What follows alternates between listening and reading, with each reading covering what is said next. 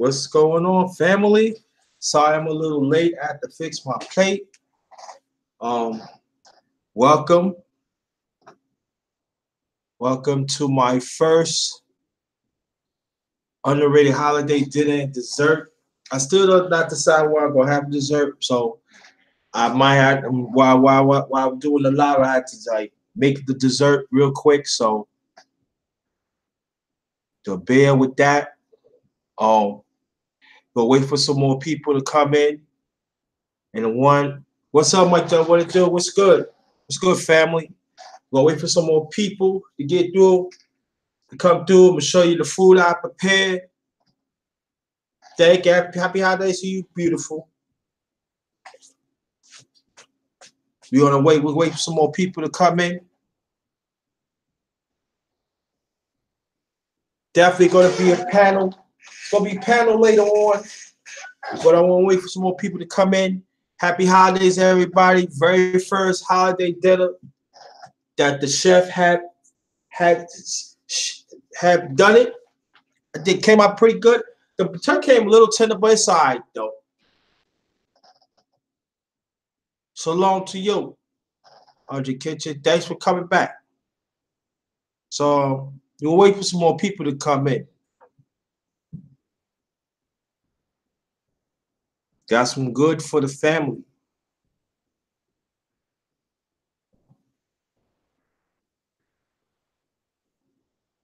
Let's see.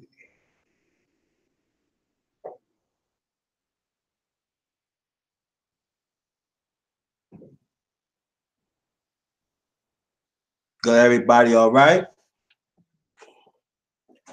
Everybody's fine.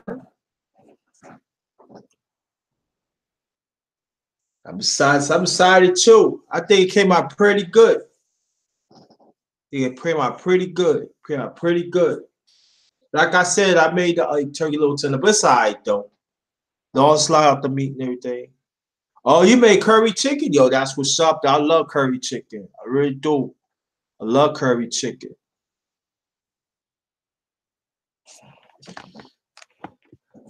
At this time, fam, I sent out the invite, so I'm waiting for some people to come in. Let me say my prayers, family.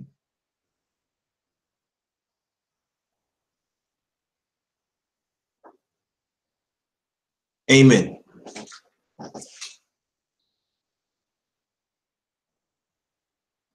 Get that out the way.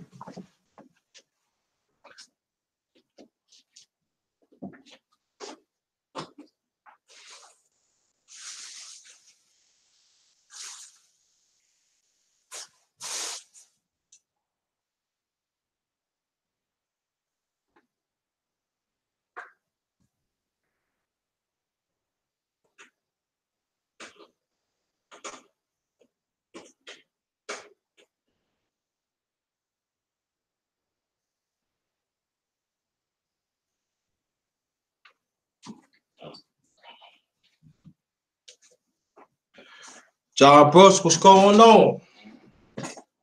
Thank you. Smash the like button. Yeah, let's get them likes up, family. Oh, one dislike. Oh, thank you so much. Very much appreciated. Happy holidays to you. Whoever pushed it. He was funny. He was real funny. Wait for some more people to come in.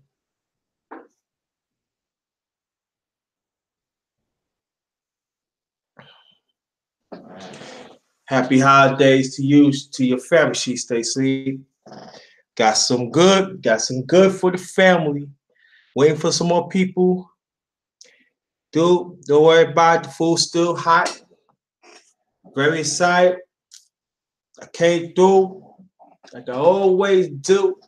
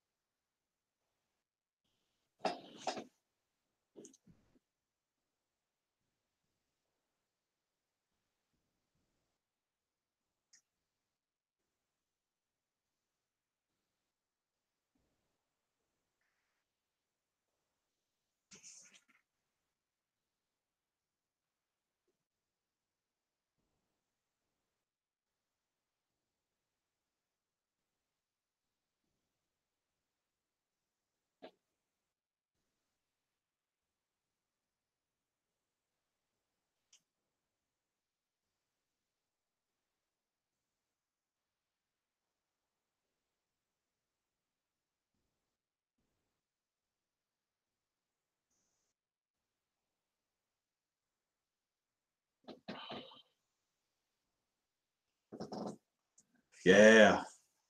Wait, okay.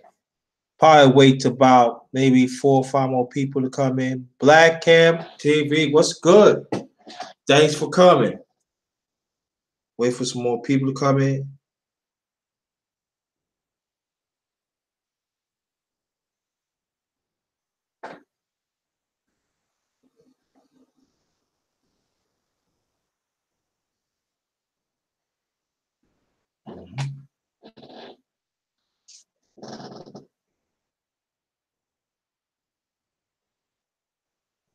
Yeah. Mm-hmm.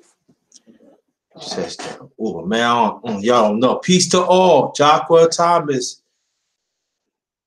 If you want to get on the panel, let me know. Get on the panel. Not yet, but just let me know. She stay sleep too. Autonomy, actual autonomy.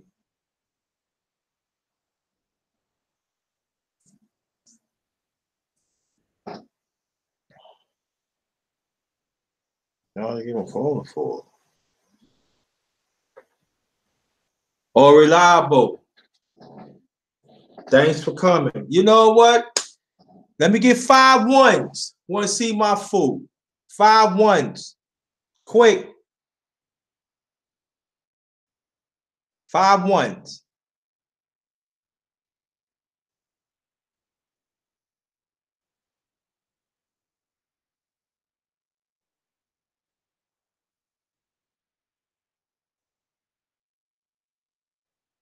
Okay, just let me know. Okay, just let me know, Jack. 5 1. That's 1, 2, 3,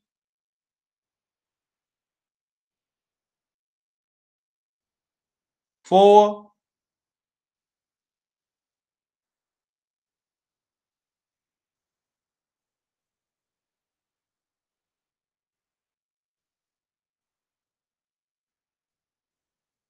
That's 4. I mean, that's 4. Let me get one more. One more.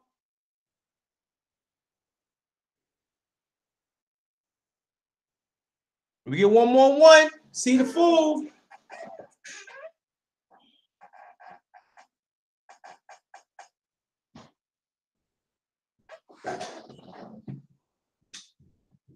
All right. Hey, oh, 6. Oh, yeah. I actually sent you that one. Don't worry about that. That one, you good.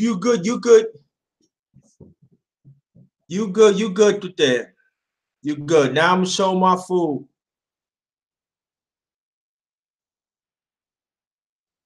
Oh, I've got to turn the camera on. Dang. My fault. My poor family. All right. Drum roll. All right. Here it is. My first high day. Got to draw this back a little bit. It's big. We're going to do the drink first. That's vanilla, little vanilla, rum, Pepsi, tray vanilla. We're going to get that out the way. This is turkey. Very first turkey I made is all breaking up with hot sauce on it. Let me turn this around. Oh, boy, that's a lot. Stuffing, steam, right here. Oh, let's see. Steam, mixed vegetables. Like I said, right here is the candy yams and homemade mac and cheese and cranberry sauce. Then you pull that back, family. See, let me see. Hold on, let me see something. Pull this back.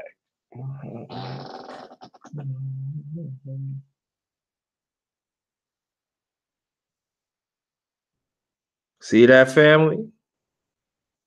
See how that is? See how good it is? Pull it like that. Drink that.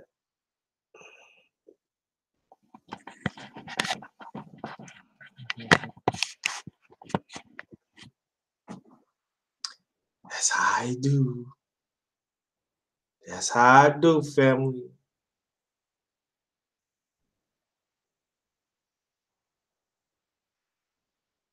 Press 1 to see it.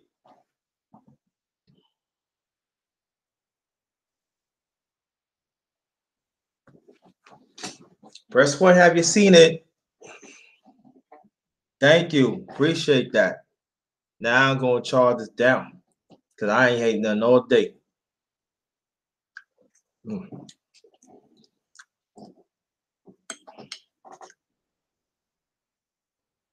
Taste. Dang. Mm.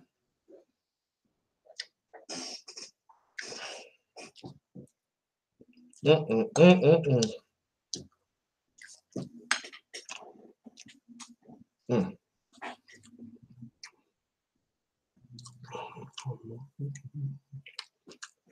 Mm.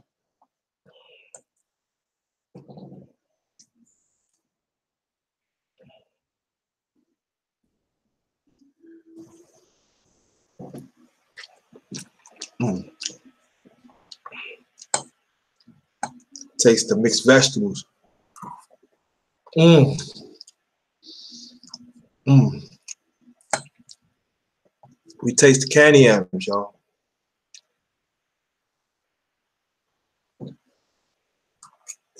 Mm.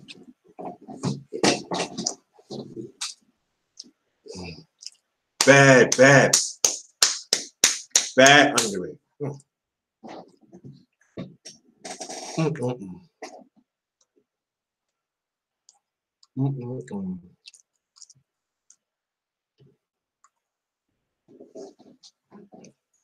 And the candy yams, I ain't put no sugar in it. I put butter, some cinnamon, my own little sweet concoction on it. No sugar. Come out good. I started put raisins in it, but I didn't want to.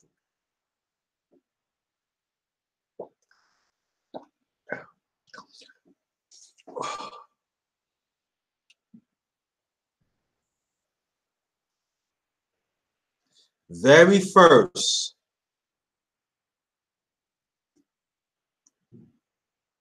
on the holidays, my very first.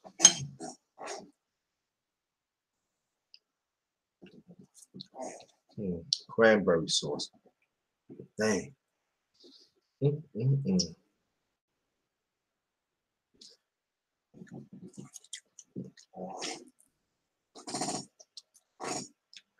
And family, don't worry about dessert. I'm still undecided, but we gonna have dessert too. I just gotta think about it. All right. So I got you covered on dessert. Usually, I always had it done, but I gotta think about it. How I'm gonna create this. I have an idea, but it's gonna be. I'm trying to keep the calories down and the sweets down. That's what I'm striving for, but I don't know. I don't know.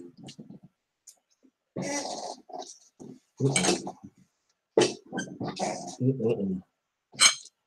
Glad the family came.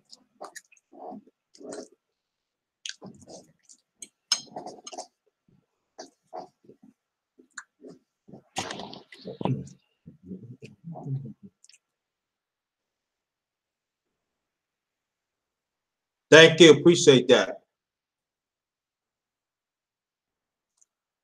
Rain Woman, thanks for coming. Really appreciate that.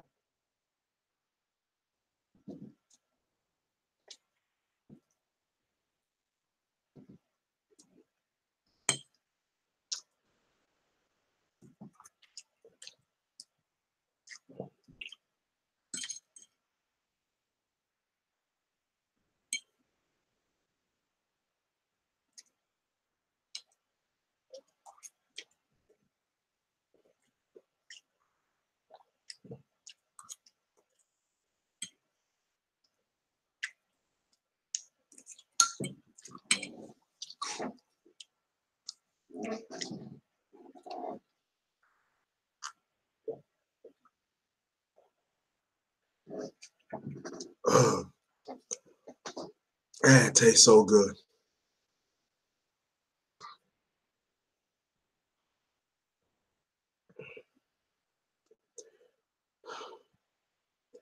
And that drink mixed with it with a little acid in it goes great. Goes real great.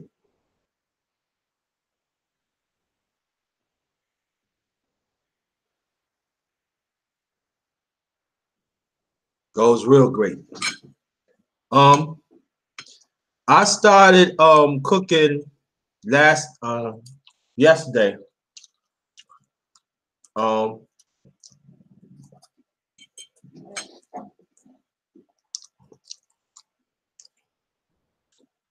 I mixed up the mac and cheese um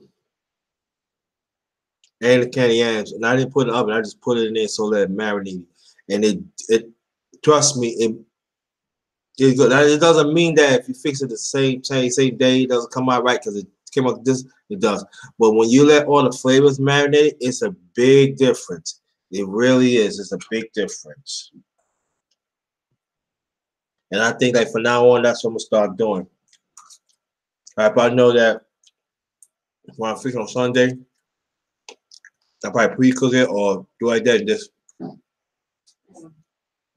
put it in the oven, and it has to move. I'm gonna start like next year.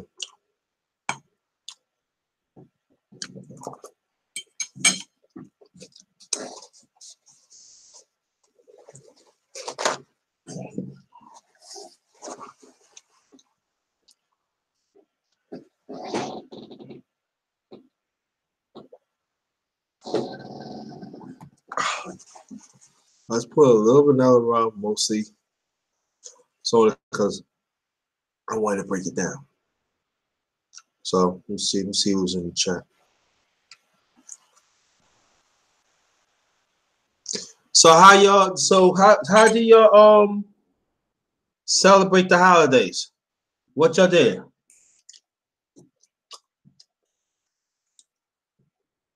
What y'all did?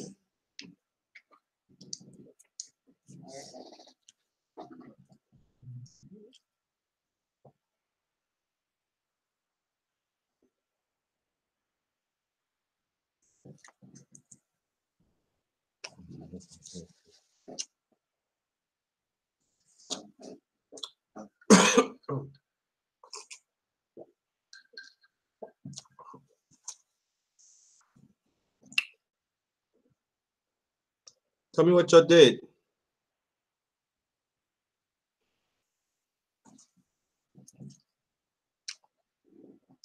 Oh yeah, I forgot. Let me finish. And then after that,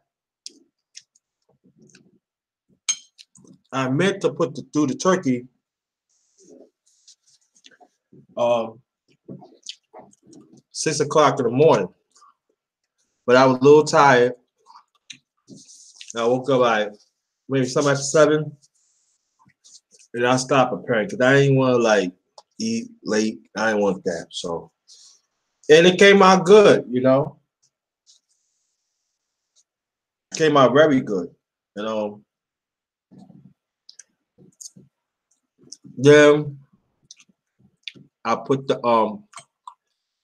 when turkey's about done, I put the candy yams and macaroni and cheese. I'll let it cook slow. Then add a little cheese left. And I add on top. Let it flow like that. So,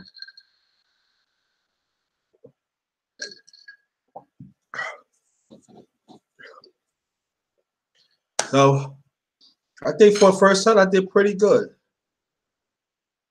I did pretty good.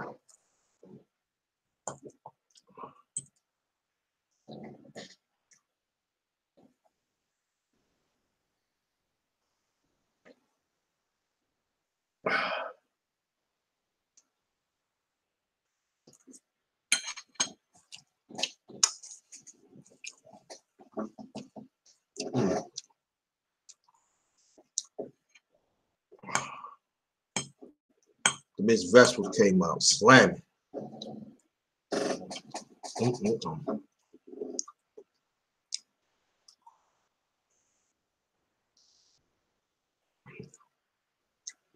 Good afternoon, niece. How you doing? Thanks for coming.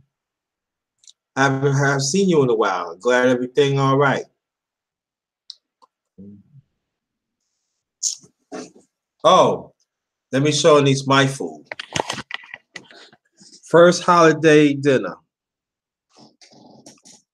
Right here is the turkey, mac and cheese, candy yams, homemade. This too homemade. I steamed some mixed vegetable because you said I need to eat more vegetables. There are vegetables right there. Stuffing underneath. Oh, excuse me, stuffing underneath the cranberry sauce. Do you see the cranberry sauce?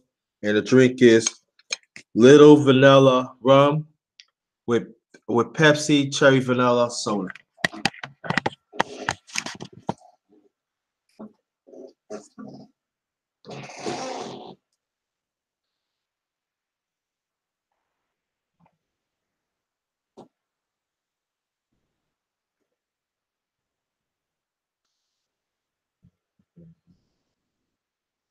Thank you, Joyce.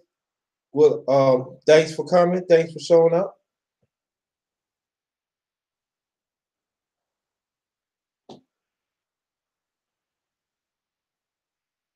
No, Paul. Come get it. Come get it, sister. Come get it. It's waiting for you.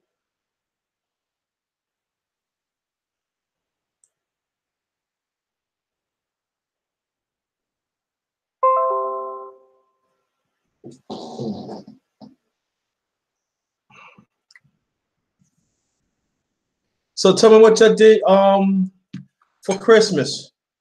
You spend time with the family. You went out.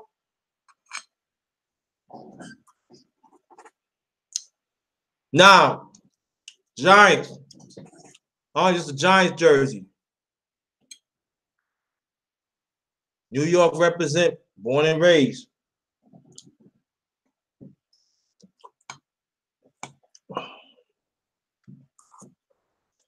I know in Virginia where I live right now. Virginia, there's quite a few of Raven fans. Too.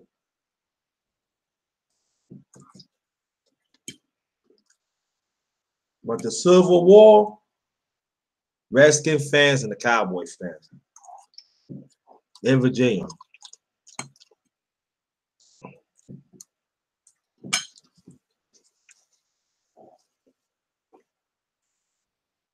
Thank you. What's your team, Andre?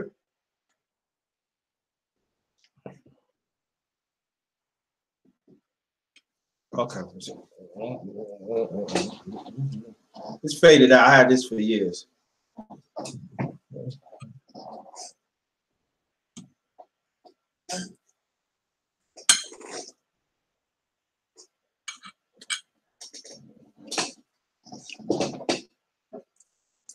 Still Nation, nothing wrong with that.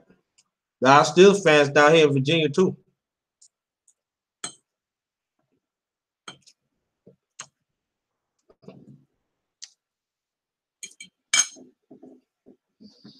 But other than I'm doing fine, family.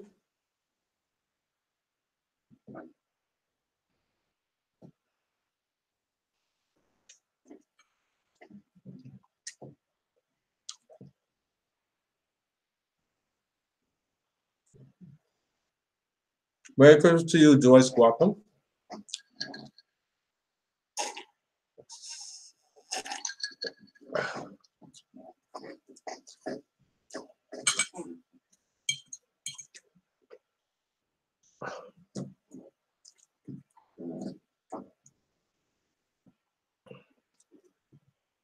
I know you heard about a possible government shutdown, right?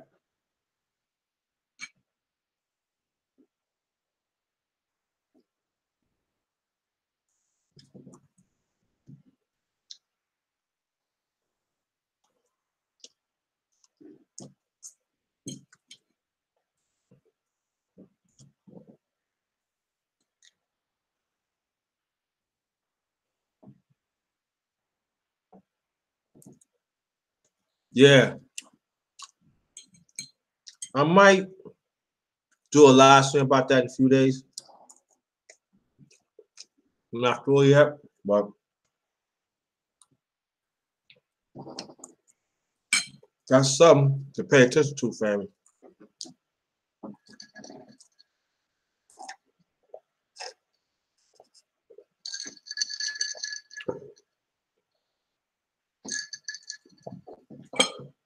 Because ours cost 45. He told me he want that war up. He want the bill for that war. But practically everybody turned it down. And he feels that if I can't get the wall, it's gonna be a government shutdown. And some Republicans is going for it, but some of them is not. And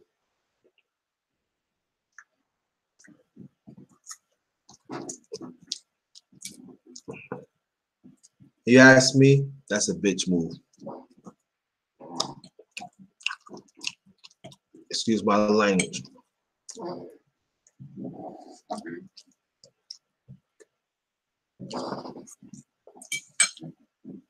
We don't get his way. Well, you want to act a little personal or something.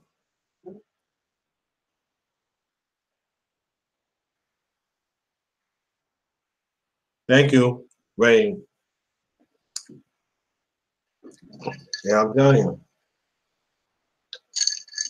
The family, we better talk about it. I'm telling you. Because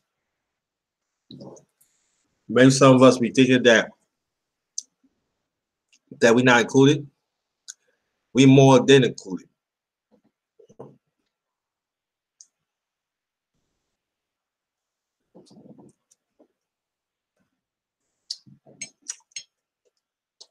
I just have to say this.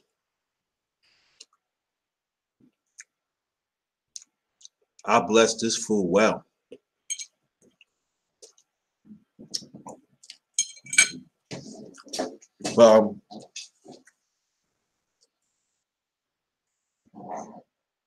And a lot of things is closing on him now. A lot of stuff happened, especially that 2016 elections.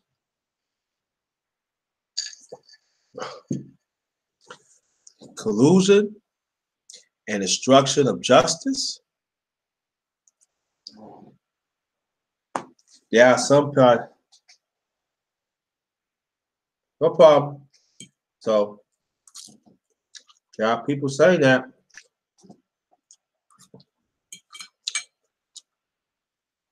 LBC, what's good, Malik? Hold on, Malik. Hold on, Malik. What's good, brother?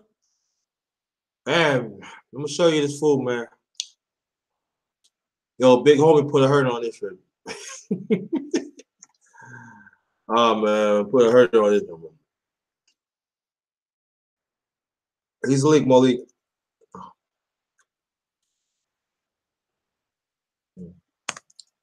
Let me see.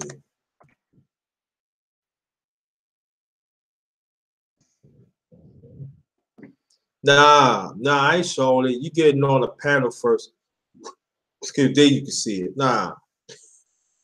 Get on the panel first. You can see my food. Black Native, you didn't see the food? Food is great.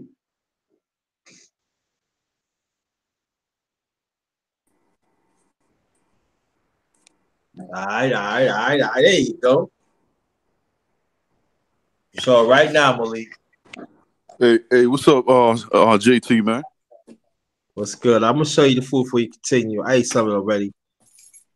This is the turkey I did. Came out great. It's a little tender, but it came out great. Underneath here, that's the cranberry. Stuffing, cranberry sauce. Some steam. Mixed vegetables. Little of this. This is candy yams. Like I said, it's mac and cheese. The drink. I created this before, but I come back with it. It's little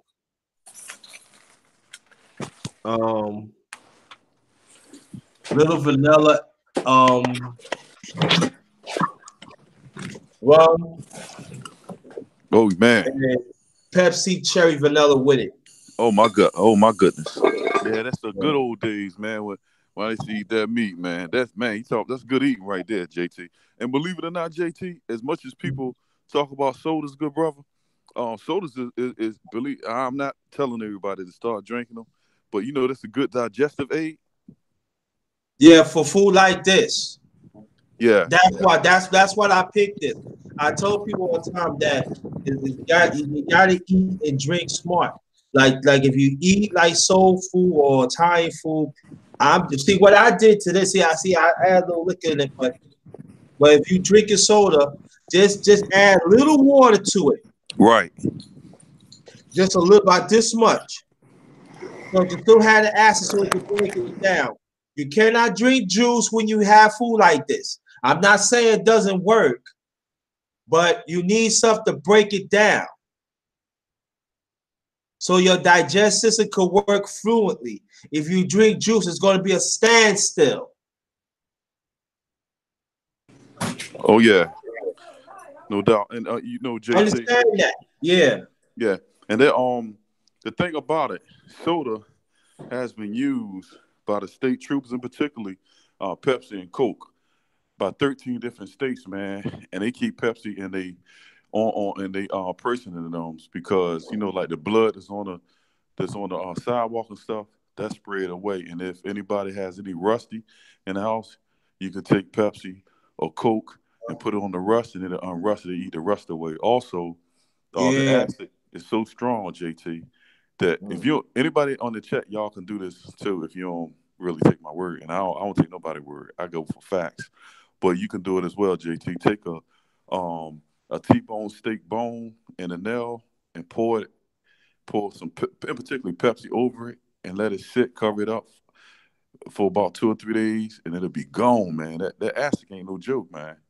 Yeah, I So told people. Right, and that right. Because that's what people say, yo, do you drink soda all the time? I try not to drink soda all the time, but if I eat food like this, like I tell again, if I'm not saying you cannot drink soda itself to break it down, but just dilute a little bit, just a little water, just a little bit. While you eating, you could drink it because you want to belch too. absolutely, you know, I indulge from time to time, JC, with a soda. You know what I mean? Every now and then, maybe once a month. But in particular, if I act up, you know, with a bunch of carbs, like Uh, macaroni and cheese or spaghetti, right. I drink a little bit of that. You know what I mean? But you on point about that soda. Huh? I said you on point about the soda though. That's facts. Yeah, this the food, Monique. Oh my God. Oh my goodness. Yeah, man. You could burn, brother. You definitely could burn. And you got to share some of the Well, recipes with us too, man. yeah, I'm gonna do that. I'm gonna do that. I think some people encouraged me. I should write a book. They Now you say, know, "Yo, it was." now JT. Now you know I didn't tell you know I told you you should write a book, and you I should. know, but that's gonna take time. Yeah, that's gonna take time. Though. Woo, that's gonna take time.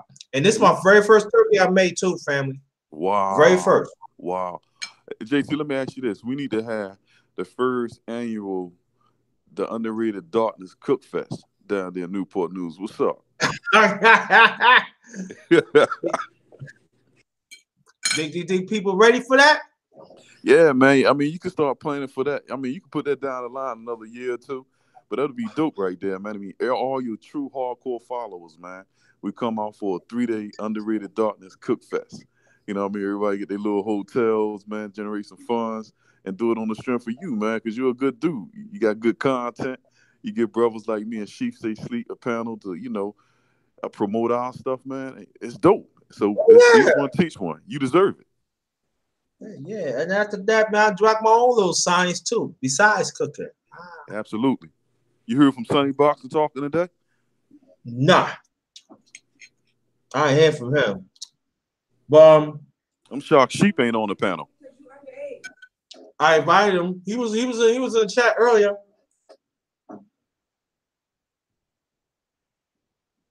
Oh, you from Cali? Oh, you live in Cali, Malia? Oh man. Well, I guess I hope the plane is it comes straight.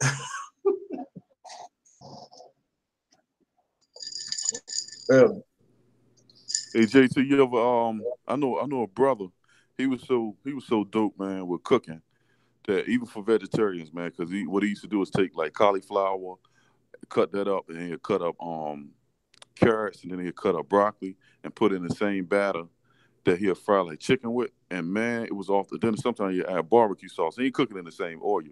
But he used to sell dinners up here in Philly, man. The brother was dope like that. You ever thought about yeah, getting into that around the hood? Because a lot of them brothers, man, they pay for a good course meal. Even the drug dealers. yeah, true. And they would bring people too. Mm-hmm. Tell you, Malik, I've been thinking about that for the last 4 years. Yeah, generate some funds, man. I mean, Yeah, you got the skills. I'm just trying to be creative. I'm very very artistic and creative, JT, when it comes to making money. Man, I'm a businessman, so anybody that has a gift, what I mean, in our community, because we have yeah, gifts, man. I know, and this bro, yeah. he was a chef, 8 hours a day at the hotel. When he came home, he burned, and that cat used to make more money than he actually. And them cats used to come. He sell it right out his little van, man. Yup. So you could get yourself something like one of them 1999 joints that you put the dirty clothes on when you going to the laundromat and fill that bad boy with JT dinners. $10 a man, them cats buying that, man. Yo, and I make my own. I would not put no ice cream in it, but I say, yo, dinner. Look, I do like this, yo. Dinner with the dessert, $20. Can't beat that. Nah, Nice 4 plate. that's right. You can't beat that. That's something that you need to get into, though, JT. I'm not trying to tell you what to do. It's just a suggestion. But you got them skills. Yeah. Trust me, Malik. I've been thinking about it. Seriously. Yeah. Next time I come down there, JT, man, I'm see. Like that's a good thing that you making these videos annually now, man, and YouTube see that. So when they see the views and whatnot, man, we set up that super chat. Yeah. I'm trying, brother. I'm trying. We're trying. Like, man.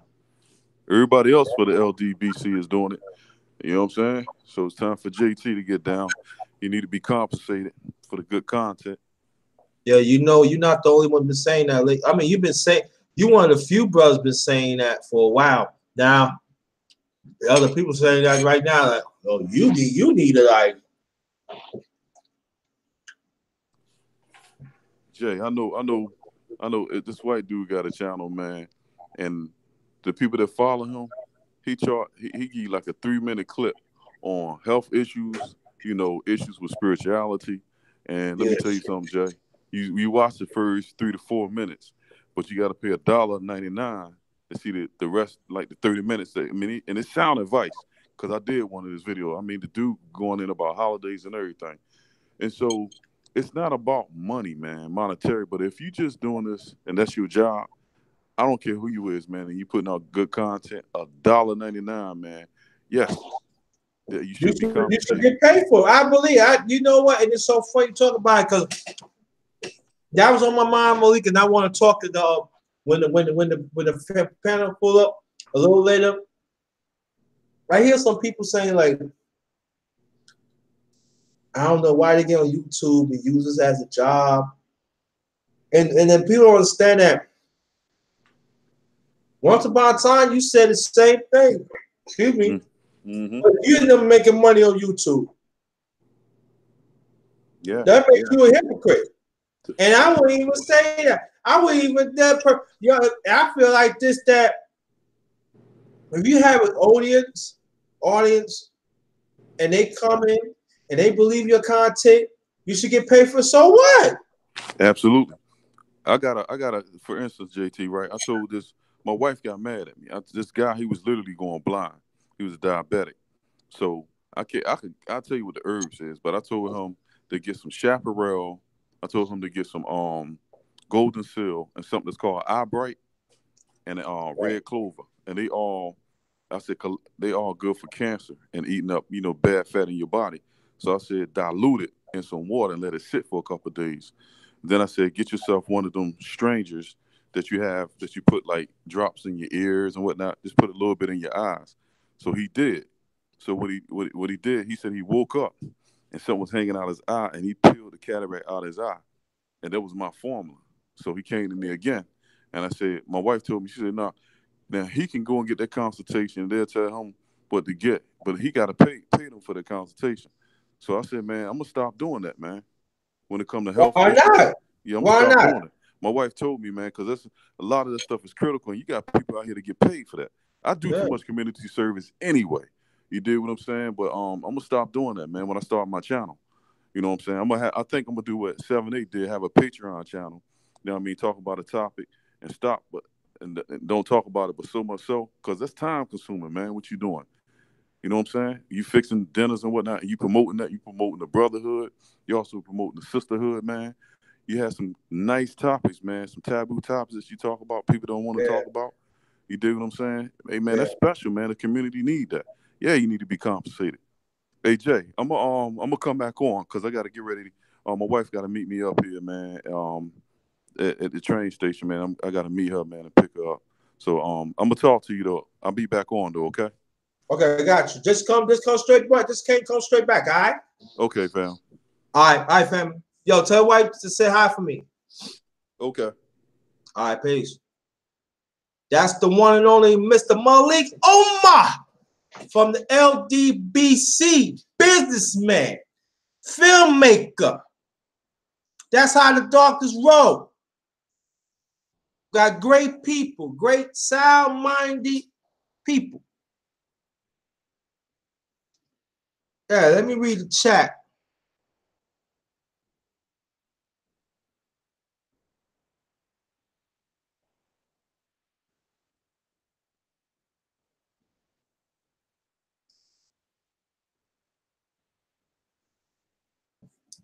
I'm trying to get you on, Black Native. I really is. Seneca ain't coming through. So trying. I don't know what's going on, man. I ain't big it up. Uh, let me see how I can get Black Native on. Anybody want to join the panel, put your email in the chat and try to get you on. All right?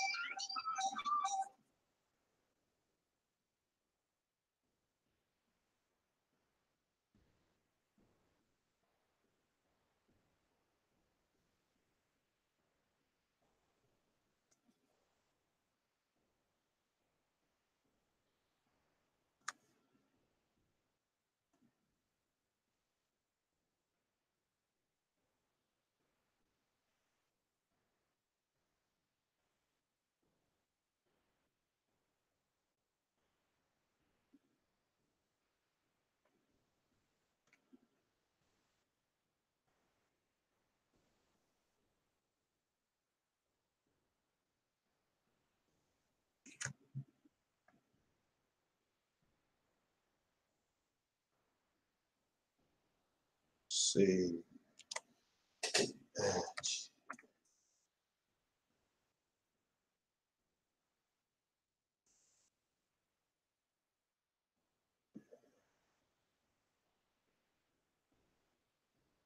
Let's see.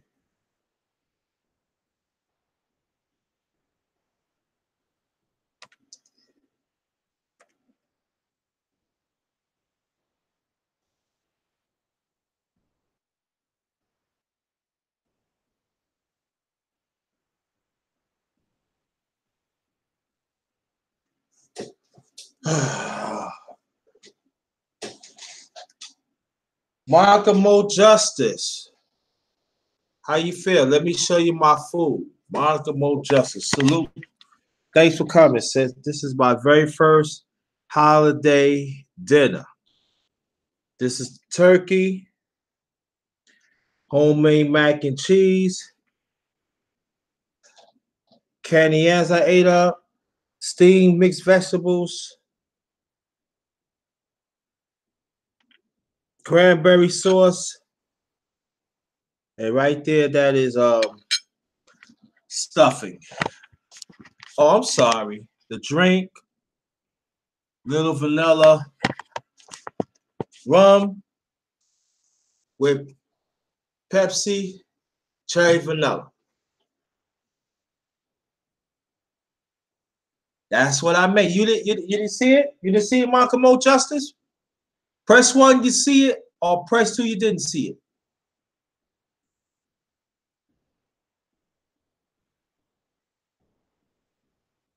Yeah, yeah, ready woman. Yeah, why not? Yeah, yeah, you can join. Just drop your email.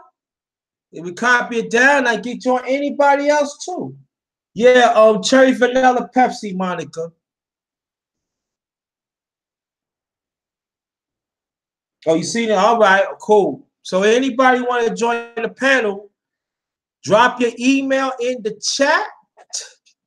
Let me give me some time to copy it down. I'll plug you in.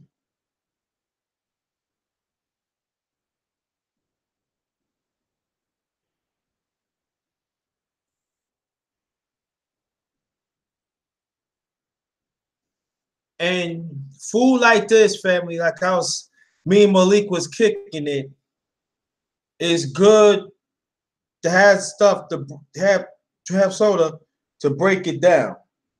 Okay. So that is very important. But I would recommend to put a little water in the soda. Just a little bit. Just a little bit. Still had an so it could break it down. So that's very important. And I'm gonna talk more about that when I talk about labels. Let's see something.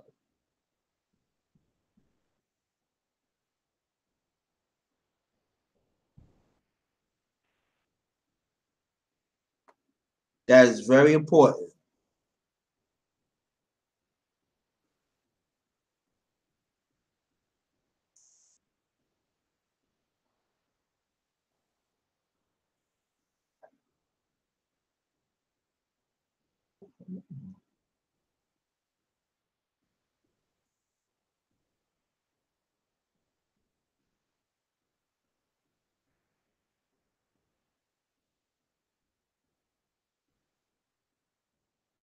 Okay.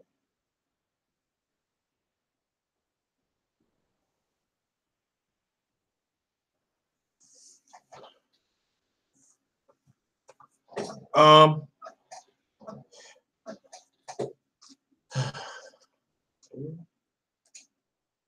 hold on. Rain woman, watch out for your leg. I'm ready to plug you in right now. Um, Black Native, I'm still working on you. I don't know what's going on, why it's not going to. Let's see.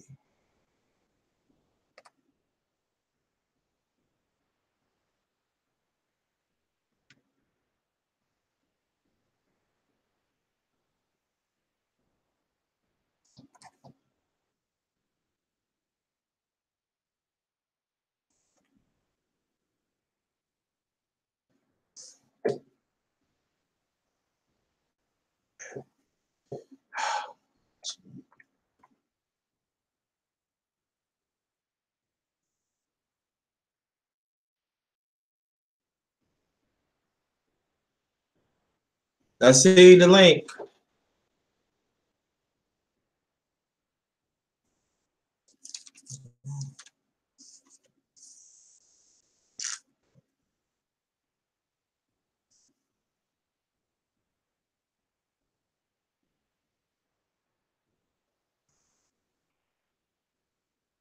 I want to thank you so much for coming.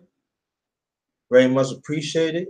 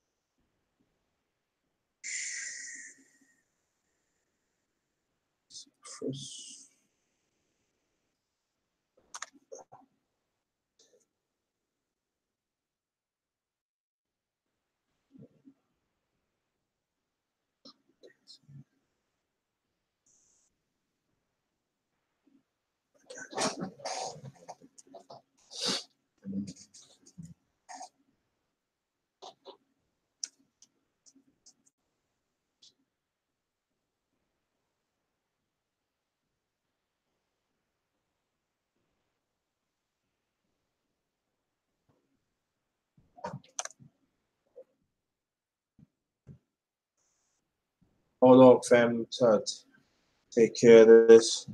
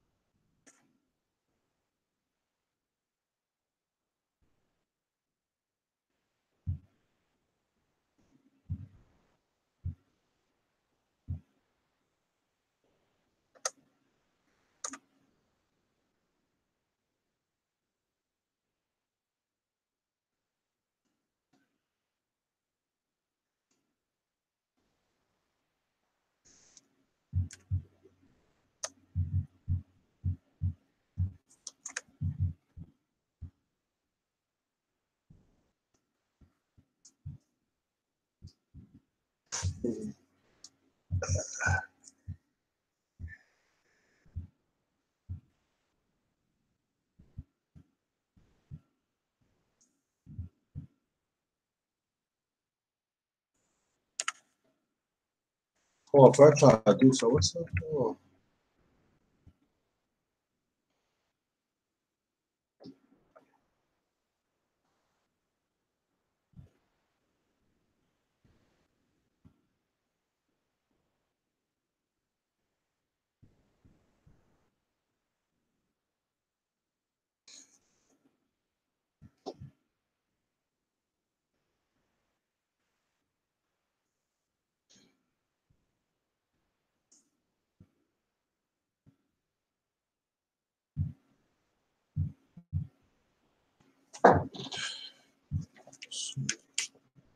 Let me know you got the email now.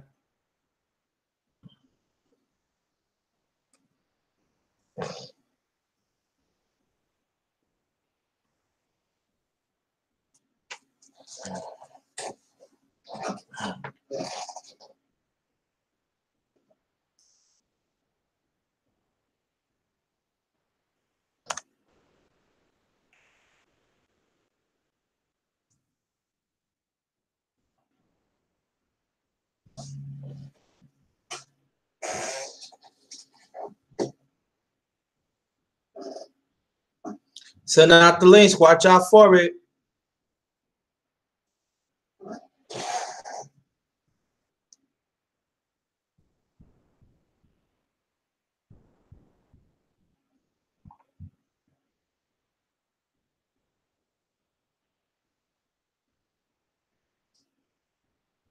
Joe Johnson, welcome back. Haven't seen you in a while.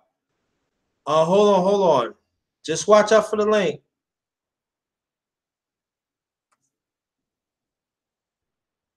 Watch out for the link, Rainy Woman. Or send it out again. Watch out for it. Black Native.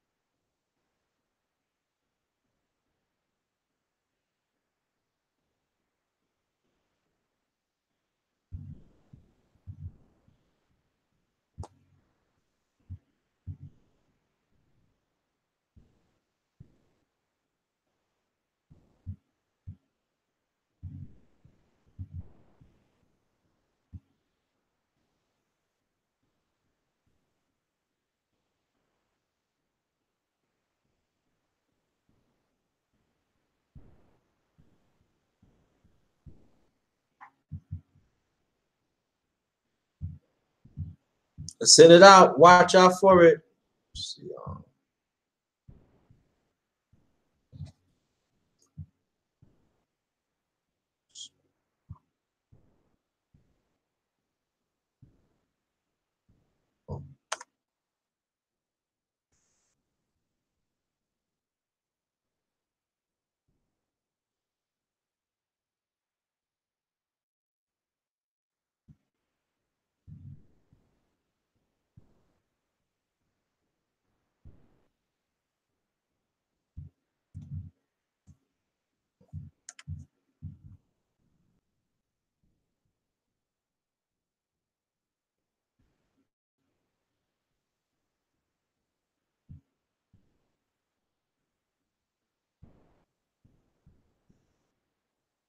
Watch out for the link, Rainy. Like now I'm working on YouTube.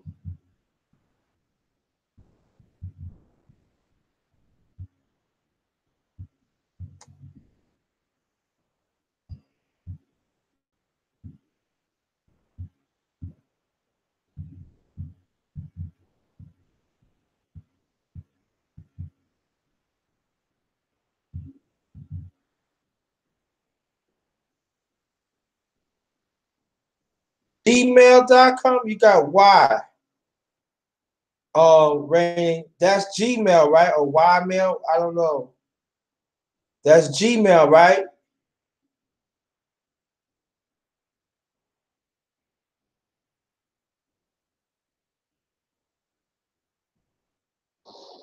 Hmm.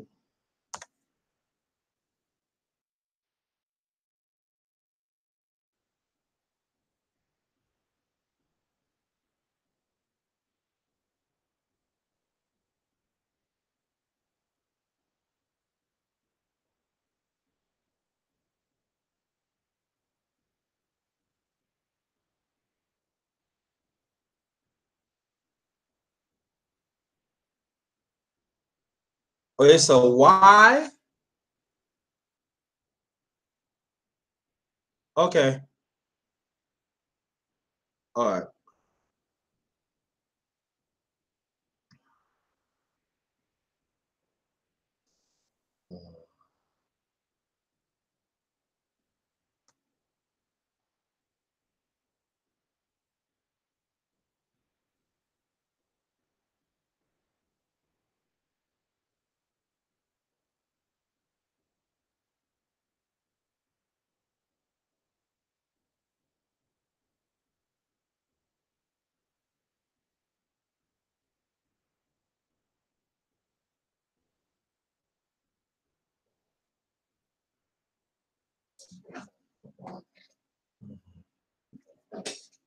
Okay.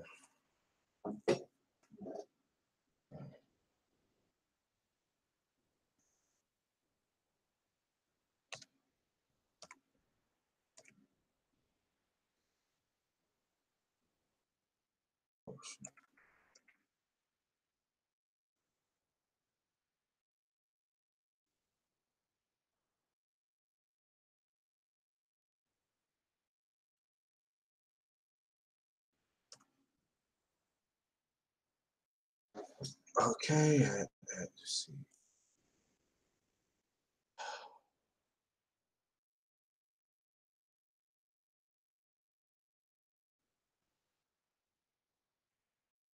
Okay, here you go. I'm sending it to you right now, Rainy. What's going on, information man? Let me show you my food. Very first holiday dish I made. This is that what I left. This is turkey. Very first turkey, stuffing, cranberry sauce. This is steam mixed vegetables, some candy yams, and homemade mac and cheese. Little vanilla rum cherry with cherry vanilla. Oh, there you is. Gotcha. Yeah, you finally did it. Yeah, find it. So it's a Y, right? It's a why. Wow, it's a Y. So I mean, hey, how you know it's a Y? How is a Y? Sis? Because it's a Yahoo account. Oh, it's a Yahoo account. Oh, okay, okay, Hmm. okay. So I'm glad. Hey. Hey, hi. All right. So thank you. Information man. If you want to get on the panel, let me know. Drop your email in the chat. I get you up. So sis, what's the you see the food? You like it? Yeah, that looks real good. Thank you, thank you, thank you. You're only missing one thing though. What?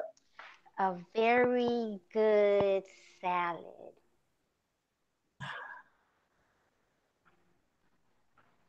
That's true, but No, no, no, but it's okay. It's actually a perfect meal. So if it was a like potluck, then I would add the very good salad. yeah. Next time, I'm gonna do that. And it's your first holiday meal? Yeah, very first. I haven't tried. Very Yeah. first. Yeah, Yeah, you rocked that. You rocked it. yeah,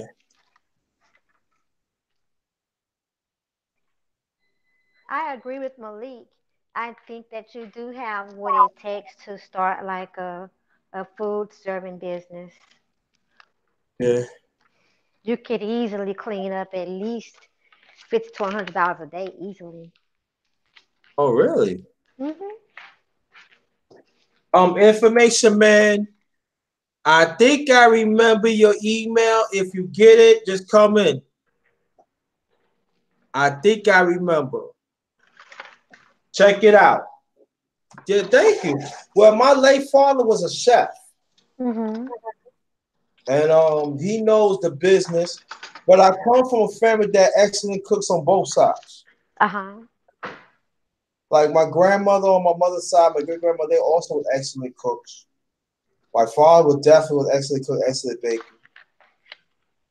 and stuff. So I'm like a late bloomer and stuff. Like I've Well, been know how to cook, just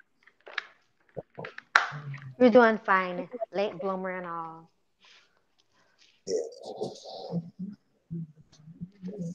yeah. So tell people about your channel. My channel, I'm just doing me. I'm just sharing positive energy and whatever topic comes to my mind or whatever's on my spirit at the time. What's funny is that I'm actually surprised that I'm even doing content or even doing videos because I avoided it for so long. Okay, really? Yeah, I avoided it for so long. And initially, I thought that when I got started, because I knew I should get started, was started a channel to talk about business and to talk about finances. Yeah. And so I knew that I needed to do that. It was like a challenge for me to do when I was going through some coaching. And I was like, I put it off and I put it off and I put it off. But when I started this channel, I didn't even start it, for that, I really didn't even start it so that I could do any content. I really just started it so that I could comment and support other people. Oh, okay. So I was like, oh, okay, well, you guys have helped me to get my feet out there now and to break the ice. So that thing that I have been putting off to do to help build my brand, I'll be doing that. But on this channel, it's mainly just to, like I said, to focus on sharing positive energy and insights on life Mhm. and just being an example as much as possible um, of a mature woman and shed some nuggets for other young ladies and to help us all to grow and things like that. So, Yeah. Yeah, I think that's very important that it's got to be more positive, coming out, especially in this sector of YouTube. yeah, I think everybody can bring to the table. right. It just that some people just have to get noticed. Yeah.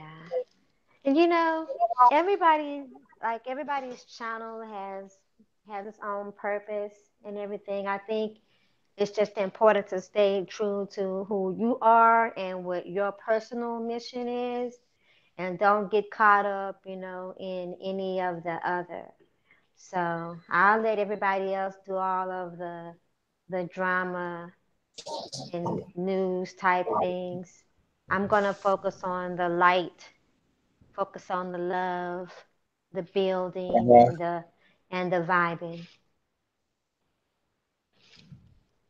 That's Unless something else hits me otherwise. So oh, okay. Yeah, that's all right. That's all right. Yeah. yeah.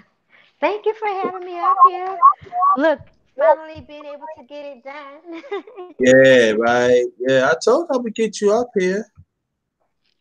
Yeah, Yeah. probably. The information, man. I think I found you. Watch out for your link. Come on up here, information man. Come on up. Yeah, so I had people who had come to me that they asked me, say, "When you gonna put up more content?" I said, "Yeah, don't worry about it. Because I do boxing too, and I do Hmm. music. I do sport. I have a sports show. That's right. You already know I have a sports show because you've been on part of it. And Yes. I'm gonna do more. I'm talking more about boxing. As you know, I talk about music. I'm gonna do more about music too. Yes. One day I want to have a panel. You know what I'm saying? So we discuss of different artists in the past, how they made an impact on popular music. You know, Right. I definitely want to do that. So I Now, got some stuff. I got some stuff coming up. You know what I'm saying? I don't know about boxing for me. Like I can't really get in. I have a hard time getting into boxing because even if it's somebody I want to win, if I'm at a boxing match or whatever, like a fight party or something, and I'm cheering for whoever's the hosting the party or whatever is cheering for or whatever.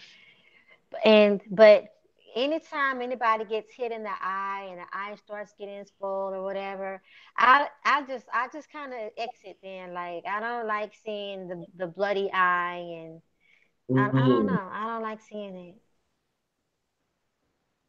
I'm like, get up. Wait, leave him alone. I go from the cheerleader to the referee, the mama, and the counselor, and the nurse.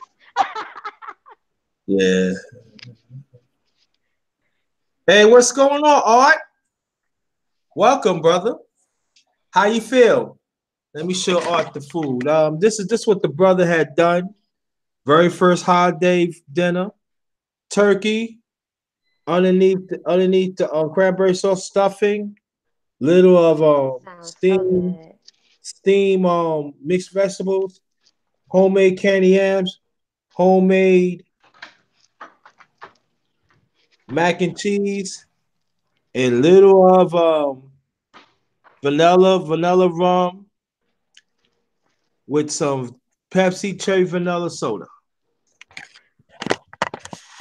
That soda sounds delicious. Yeah, it is very delicious. I was drinking that ever since I moved to Virginia. Um, about 6 years ago. Hmm. It's And you very say you good. put rum in it too? I put vanilla rum, just a little, just a little. Uh-huh. Then I put the cherry vanilla in it. It brings it out though. To Ooh. me, I'm just saying to me. I don't, indulge in like that anyway. Mm-hmm. Sounds good. So is that art nostalgia that just came up in the chat room? Huh? Is that art nostalgia that just came in Yeah, the that's chat brother room? art. Yeah, brother art. Hey, art. Brother art came up in the piece. Yeah, That's yeah. If you want to get on the panel art, let me know. If you want to get on the panel, if not, it goes be the next time. Oh yeah, I got dessert too. I gotta make it though. I still thinking what how I'm gonna do it. So okay. So what's for dessert? I don't know. I'm still thinking. Hmm. I'm still thinking. But don't worry about it. I got you covered. I got you covered. That's the kind of meal that you eat and then you go lay down afterwards. Nah, I ain't laying down now. Shoot, I would. I'd be laying down. All right. All right. Yeah. So I don't know. I don't know. I don't know. It's just sort of like this stuff. It's I'm good. You know what I'm saying? So I'm good. So Is Information Man coming on up? Where you at, Information Man? I sent him the link. So um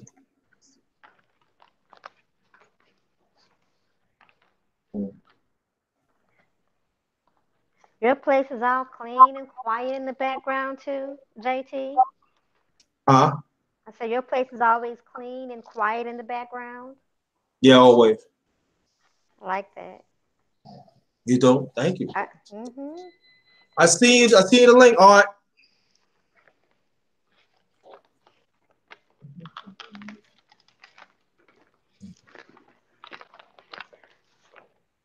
You're a very good bachelor.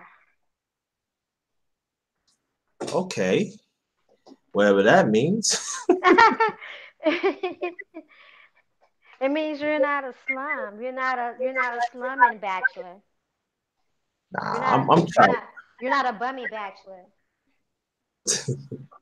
a bunny bachelor. Oh shoot. Yeah, you're not a bummy bachelor. You're not the kind of bachelor where a lady would come over and be like, let's see here. How long have I been here? Yeah, probably gonna try to make my way out the door about 15, 10 minutes. Okay, this Hmm. was nice. Oh.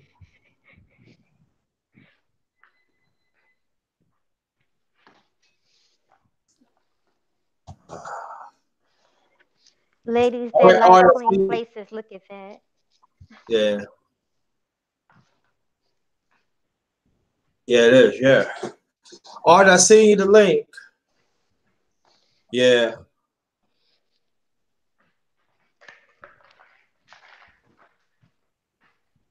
I try to do my best.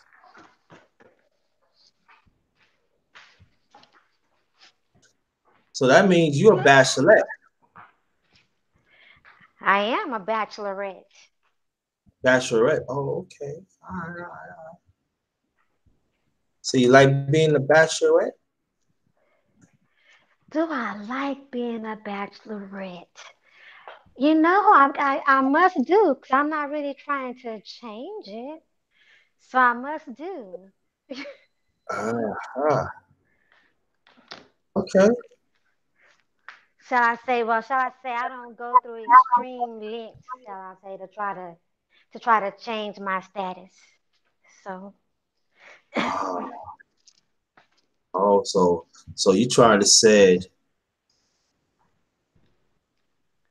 you trying to let the brothers know hands off. well, no, you just have to I have very high standards that I do not intend on lowering. Okay. All right. I raise the bar. Oh, you raised the bar. So no man cannot raise the bar then, right? No, no, it's not for a man to raise the bar. It's for me as a woman to raise the bar. Explain that. Well, it's my bar. Oh, So it's your bar. if Oh, you talking about yeah, that so bar? Okay, I got you. yeah, it's my bar. The man has to set the bar for himself. And then either a woman can come up and match that bar, meet that requirement of that bar, or she cannot, and vice versa. Mm-hmm. Yep. Mm-hmm. Oh, there he is. Okay. What's What's going on, brother? what's happening, fam? What's good? Art. Hey, what's going on there, Miss Rainy Woman? Hey there. How's you guys 25th day? That's a good way of putting it. That's a good way of putting it. They gave it to all the deities around the world. So I guess this our time around this time of the what do you call it? I can't Yeah. even call it's It's beyond centuries. Yeah. Yeah. Mine is peaceful. How's yours going? Yeah, it's peaceful. My son is with his mom, so it's giving me time to do some things around the house and knock out some projects I didn't get a chance to do. Oh, that's You know, good. listen to brothers like you guys, brothers and sisters. You know, so Right, I I had to look down real quick, like you guys. I had to look yeah, down, like. yeah, yeah, that voice is a I little appreciate that, bro. that voice a I, little bit too high to be a dude. So unless you're right, doing right, some good job, you know. right. You might Change be. my voice. Yeah, no, no, no, no. Don't change your voice now. Now you good. You good where you at. Don't You change should it. come out of nowhere. I'm a dude. Oh man. Oh, no, no, no. Get off the panel. You a what? Get off, get off the panel. I don't play them type of games now. Hey, you It's not never what know, man. Cause you know Yeah, they be hiding some stuff. You know, if you can hide your stuff under your skin, imagine what they're doing on YouTube. yeah. That's You know, true. I see some questionable ones be talking about. Oh, there is information. There's some questionable information ones. man in the house. Information. So What's up, Info, where under? are you?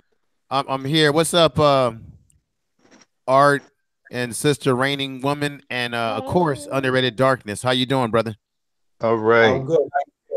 You know what, Info? Me and Q Butter, I think we're gonna hook up because I believe I'm going to be getting him like online access to other educators over here. Oh, okay. That's fantastic. So whatever That's Slack what that it's he about. can't, we'll pick up the Slack over here by online, and I don't think he has to worry about any money. So that's the I best mean, I can do for the brother. yeah, but I mean that's outstanding because that's what we should be using these social medias for, to work together and connect with each other and help each other. So I think that's fantastic. And I just trying, I'm around to find out what I can do for brother underrated darkness.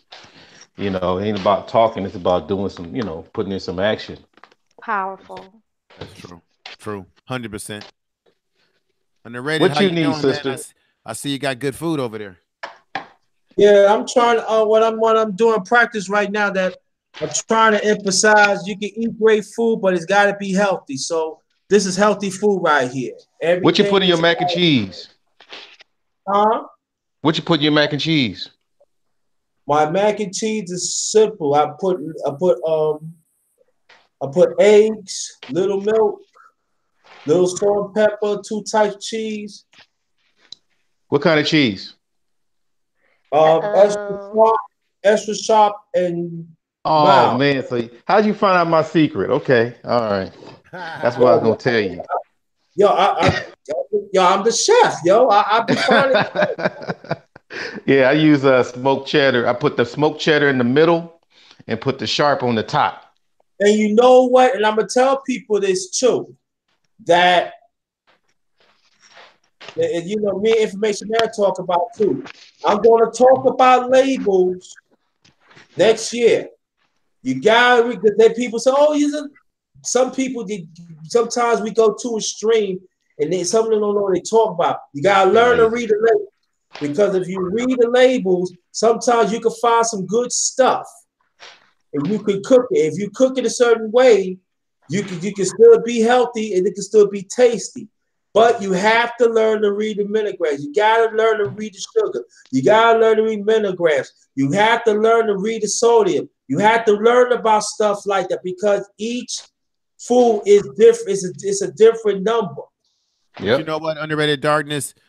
That's one of the problems, that people, when they go in the store, they simply want to grab products, leave out the store. People don't want to read and pay attention to the details. A lot of people Mhm. don't know how to read the back of these products. They don't know how to read them. They ain't been taught how to read them and understand them. And you know what's good? There's a good comeback, yeah, a combat on those things that you can't eat when you read the labels.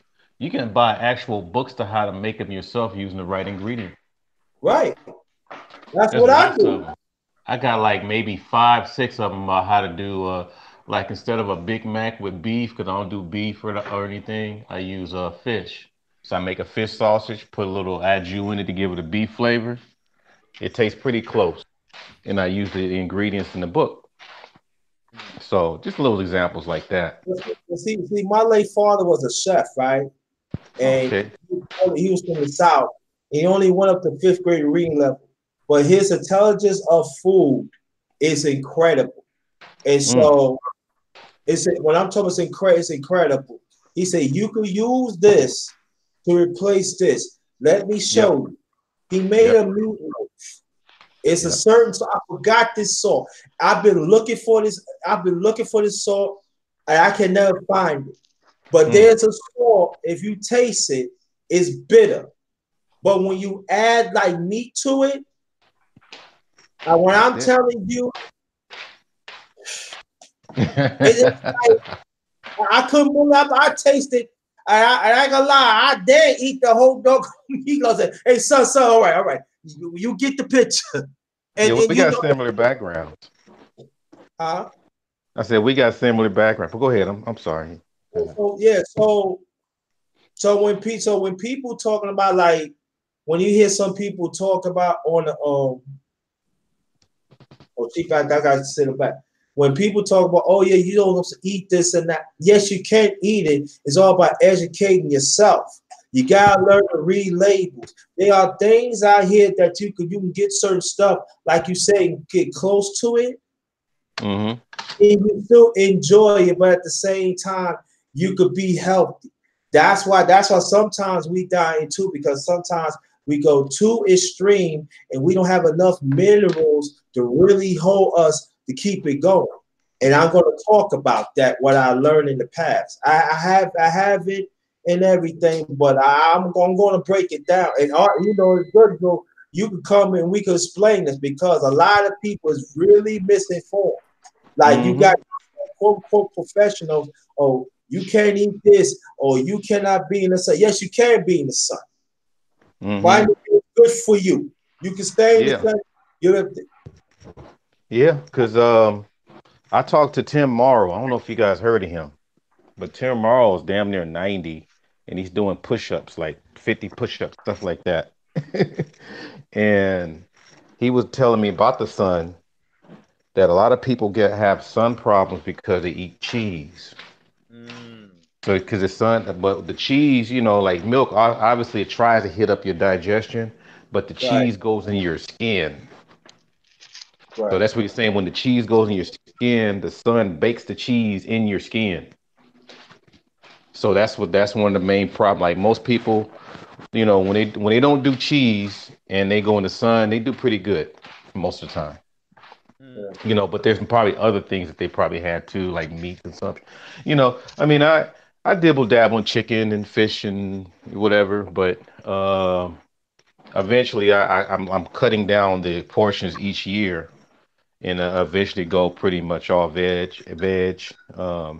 Cut out the dairy for the most Yeah, part, but I'm just doing a gradual thing, yeah, but right. And in family, when you buy a can of when you have canned goods, you have vegetables. Empty out the water and steam it. Put your own water in there. Make sure the water is good. Hold on. Let me get this out. Let's see. Make sure the water is good. And I know people want to boil it. It's good, but steam it. yeah, I Steam steam it. everything. Yeah, I try to stay away from the canned stuff because the metal properties in it. Right. And what you can do, okay, for those people that like to do, like I make my own pizza. I make damn near my own everything, my own Chinese food. My son, he like a damn king. And I'm teaching him how to do that stuff too. But what I do is I get those small tomatoes, like grape tomatoes or cherry tomatoes, and you got to Mhm. get you a glass jar of tomato paste. So you blend your tomatoes and you put a garlic in there, blend that up, and then whatever tomato paste you have, you put whatever Italian seasons in there, like fennel, basil, all the different things are good for you. And then you just put those two together and that's your sauce. So the canned stuff, I mean, I would say you get the can if you can't find nothing else. If there's something that just, you really need to make, and like, cause when I went to Brazil, sometimes I had to use the can, because that's all they had. But other than that, try to stay away from those because what it's doing is putting metal poisons in your body slowly, Yeah. because yeah, so just a little something to share.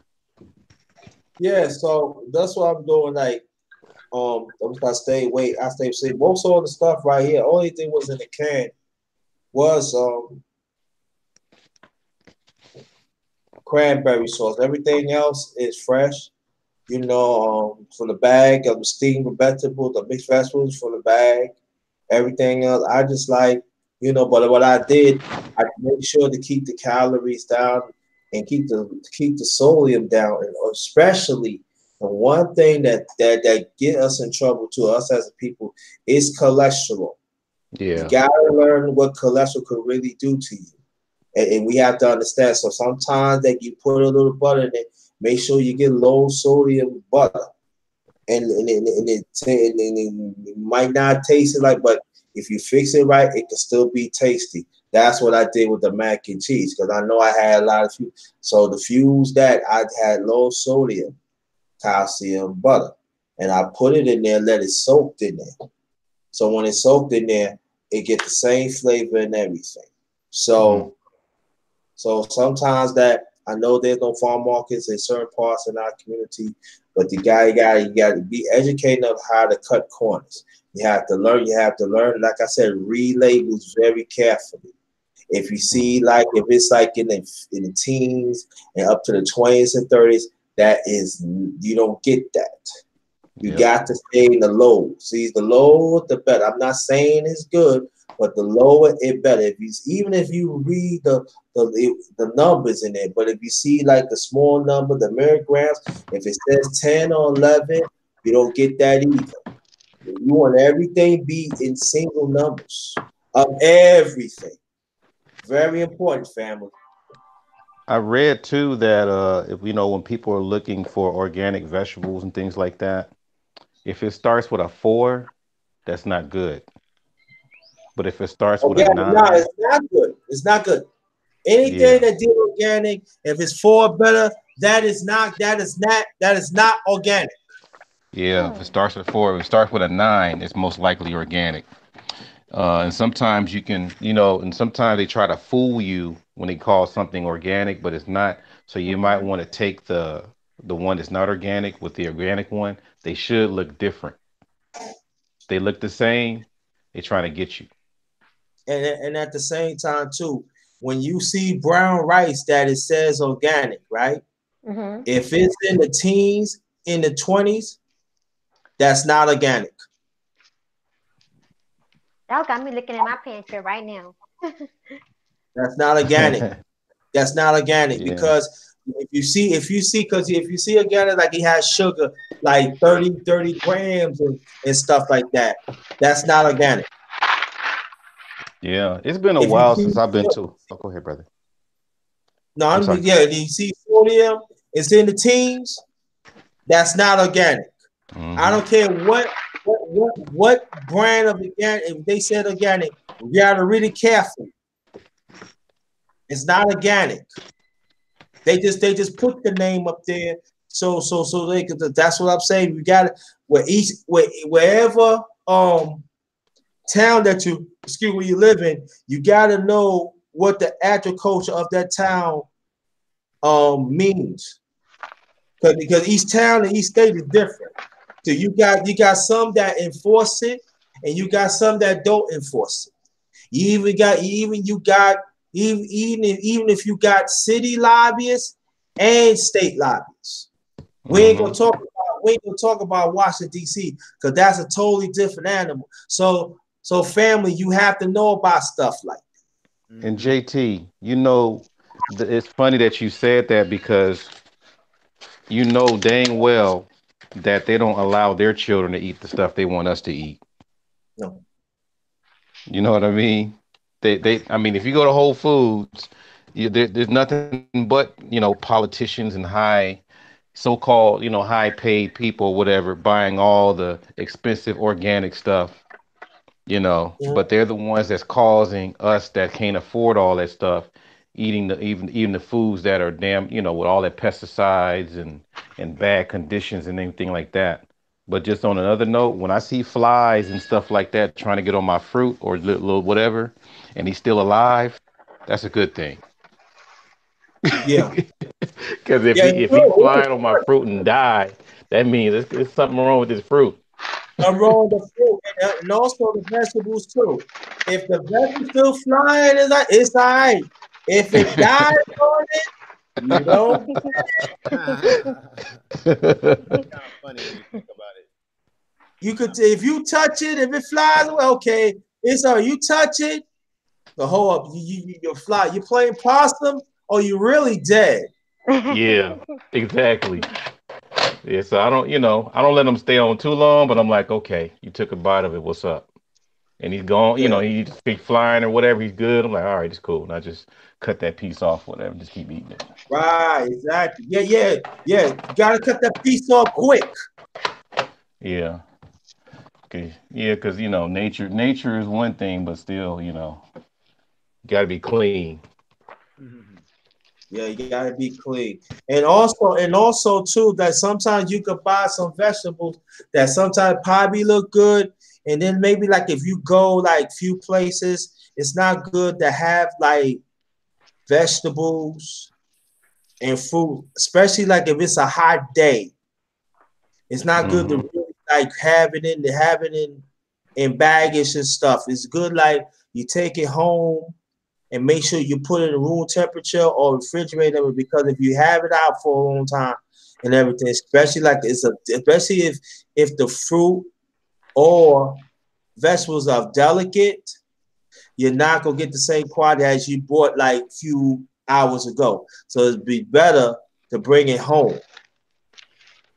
Just like ice cream, you buy ice cream that it's gonna melt. So don't I'll just pass some jewels on, everything. Because sometimes, Nice. it doesn't look right. Well, of course, you have it in the damn bag for like 4 or 5 hours.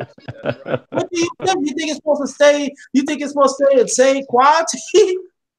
Gotta think of stuff like that, family. Serious. And you gotta teach your kids too. Right. Yeah. You gotta teach your kids. And Still I don't know stuff about like you that. guys. Oh, go ahead, brother. I'm sorry. No, no, go ahead. No, I'm finished. I'm finished. I don't know about you guys. I drink vegetable juice every day. I do cucumber, cilantro, and ginger every day. It's very medicinal. I'm sorry, not medicinal, medicinal. And I feel a difference. I really feel a difference. I'm not. I mean, I'm not all what do you call it, bony and all that, veganish with the pink under the eyes, and I don't have all those issues. But because some of these vegans, man, I'm like, man, you need a blood Sound, transfusion. But sound like you discover. You sound like you describing a new plague or virus or some yeah, shit. some of them guys, man, I'm like, dude, I mean, let me have something. But I really feel a tingling when I drink this stuff every morning. I feel it in my face. I Hmm. feel it in my fingertips every time I drink it, you know. So I'm just saying is that there's once you put that stuff in your body start to respond. But sometimes when you do it, some people just don't pay attention. I mean like especially with the ginger in there, even if I'm a little stuffy, that ginger clears it up pretty much. So these are things that I mean, those are type of juices I drink because for my situation with the I've been having gout since 2004, but it's damn near not an issue anymore because I changed my diet. But there's some people that I think Mr. Information Man mentioned. I keep saying Mr. Information Man. I keep mixing you up with research. Information Man was saying that he was mentioning about blood types, I think, or we were mentioning blood types. And there's a book called Eat Right for Your Blood Type, and it lays out some of the vegetables and things that you should and should not eat based on your blood type. You got to read that book with a grain of salt because he talking about you need to eat beef and all that kind of stuff. But I think mainly what he really means that you need a certain amount of protein. Yeah, but you know So why they say that? You know why they say that? Because this our culture that we live in, our society, this society preaches this narrative that you can only get your protein through beef, and you know, Art, right. that no, the protein comes through plant-based diet, just like brother that said yesterday that I had on. It's what the animals are eating. Yep. They're getting their protein from the plants that go into their body, and then when you're eating the animals, you're You getting getting the it second protein that hand. way. But it still Second comes hand. from plants at the end of the Yep. day. Yep. So I think those those little books, I mean, that's the thing, a lot of people buy all these different magazines and stuff like that. You need to do an investment on a few health books, a few things that start off small, get you a little something, just put away like 50 bucks and get you about three good books that will, matter of fact, you can even get them less, probably more books on Amazon because you buy them used. And then get some things. Don't just buy books and put them on the shelf and don't open them. Just make sure that there's certain books that will really keen on to the problem that you have of this time. Because that's how it goes. Like over the years, if you see my life, I got a whole health library. Mm-hmm. So now over the years, since I've been going through certain things, I meet younger people and they'll say, I have this. And I said, oh, I know what you have. Okay, let me get this book. I know to go and do that. Or if something returned, I can go back if I forgot how to do it. I got immune system books. Mm-hmm. I got books about gallbladder and liver. I mean, I got all these different things because you got to pay attention to all these things because the doctors are not going to do it for you. It's like for you to expect the doctors to do that, it's almost like the doctors just standing there in the restroom waiting showing you how to use the restroom at the age of 30. Mm. You know, you should be able to do this stuff yourself because only you know how you feel. Yeah, and we should have workshops too. Very important. Yeah, info had. I mean, he had man, he had like several videos that he done on live streams based on this kind of stuff. I'm gonna try to bring some people that I consult with to even get on some of these panels and do some Q&As and things like that Yeah, because Art. Yeah, mhm. Art, definitely do me a favor, brother. If you know people that are out there that have this knowledge, brother, let us know. Let me know so that we can put these individuals on our platforms and get the information out there. The only thing that I'm afraid about our people is, and you heard me say this yesterday, it seems that, and this goes for you too, brother, underrated darkness and sister. It seems that when we use our YouTube channels to bring real information to our people, they either reject it or they're just not interested in coming over and listening because it's not juicy enough, right? But it Mhm. seems that if we're doing panels where we're yelling and screaming and talking about black man is not this and black woman is not this, we'll have a whole bunch of people in the chat room. Everything's popping off and juicy. And that's what I learned from this weekend when I had one panel where we were talking about stuff like that. And then I had the minister of wellness, Nathaniel Jordan, on yesterday, and it really bothers me that our people, when you giving them something that they can really use that's tangible, sometimes some of our people, I don't want to say all, but some of us, we just won't digest it. We won't take the chance. We want something juicy. I don't know how. I mean, that's what I'm. That's the disappointment, I would say, of black YouTube. I mean, but then of course, again, people are gonna do what they want to do, but it's a little disappointing because everybody keeps saying they want knowledge. Everybody keeps saying they want something that's tangible to help themselves, that can help them, to help the community.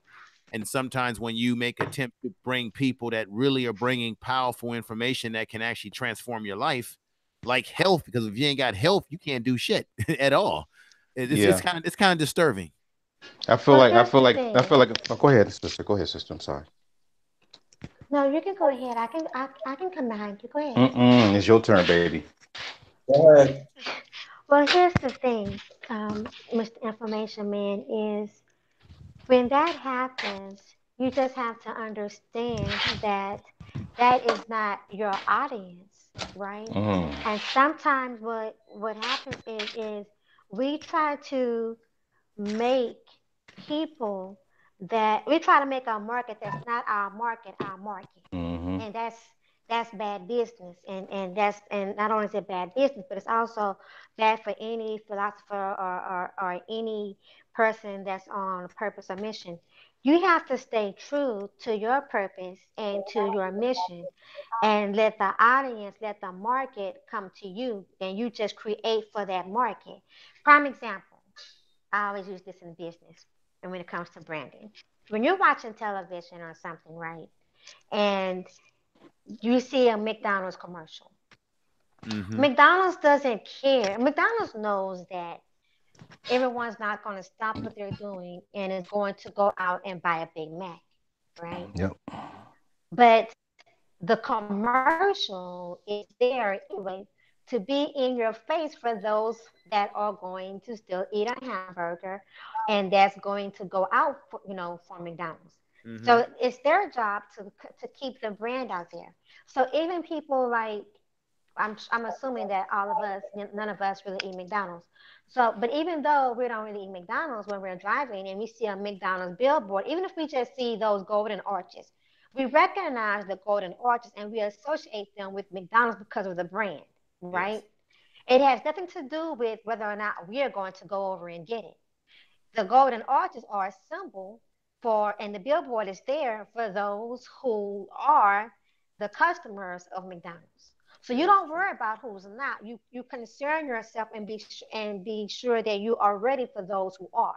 So you just continue to produce because Mm-hmm. there are people that are interested in the things that you're putting out. It's just that you haven't really dived into that market yet. So that market doesn't recognize you because you have not made it clear that the market is there for them, that you're there for them. Mm-hmm. Does that Mm-hmm. make sense? Yes, you're making great sense. Yes. Mm-hmm. Yeah. That's somebody. Oh, Chris, I heard somebody say something. No, that's my phone. Don't worry about it. Oh, okay. Information man. Somebody said that to you a couple of months ago. That's why I That's sat true. back. I said I knew that spiritual energy gonna come out somewhere. Yeah. But Yeah. I mean, that's yeah, true. because It's true. because you got to stay true, man. I've been saying that before, man. Is that when you start conforming to try to fit some kind of audience or whatever, when you start to really want to be yourself again, that's when you start getting attacked even more. Yeah. Because basically, I mean, just stay consistent because there's going to be people like myself and other people that's going to come in and find out what other ways to build up the brand that you want. So I'm listening to what people need. I'm thinking, trying to figure out, what can I do to help? I get on panels, all those kind of things, whatever I can do. Mm-hmm. But I know there's more people like me out there. You just got to stay consistent. That's Yeah, that's true, bro. true. That's 100% true. Yeah, that's very Yes. true. Yeah, so I stay in touch with Dr. Sabi's daughter, one of his 28 children, by the way. Oh wow. He got 28 children. He was really doing it, wasn't Man, He must have had, but he may have had that maca root. he? Yeah, yeah, he he was. he did Yeah. more than that. Didn't he have like a 3-year-old at all that stuff. So Yeah, he he was did. he was Yeah, he 80 some did. years old. Yeah. And so I'm trying to get her on. Her name is Usha. I'm trying to get her on one of the panels. She says she don't do that thing, but I'm like, look, this is the best time to do it because you never know when they're gonna cut this stuff away because her and her mother still does the Dr. Sabi stuff. They've been doing that, I mean, for a long time.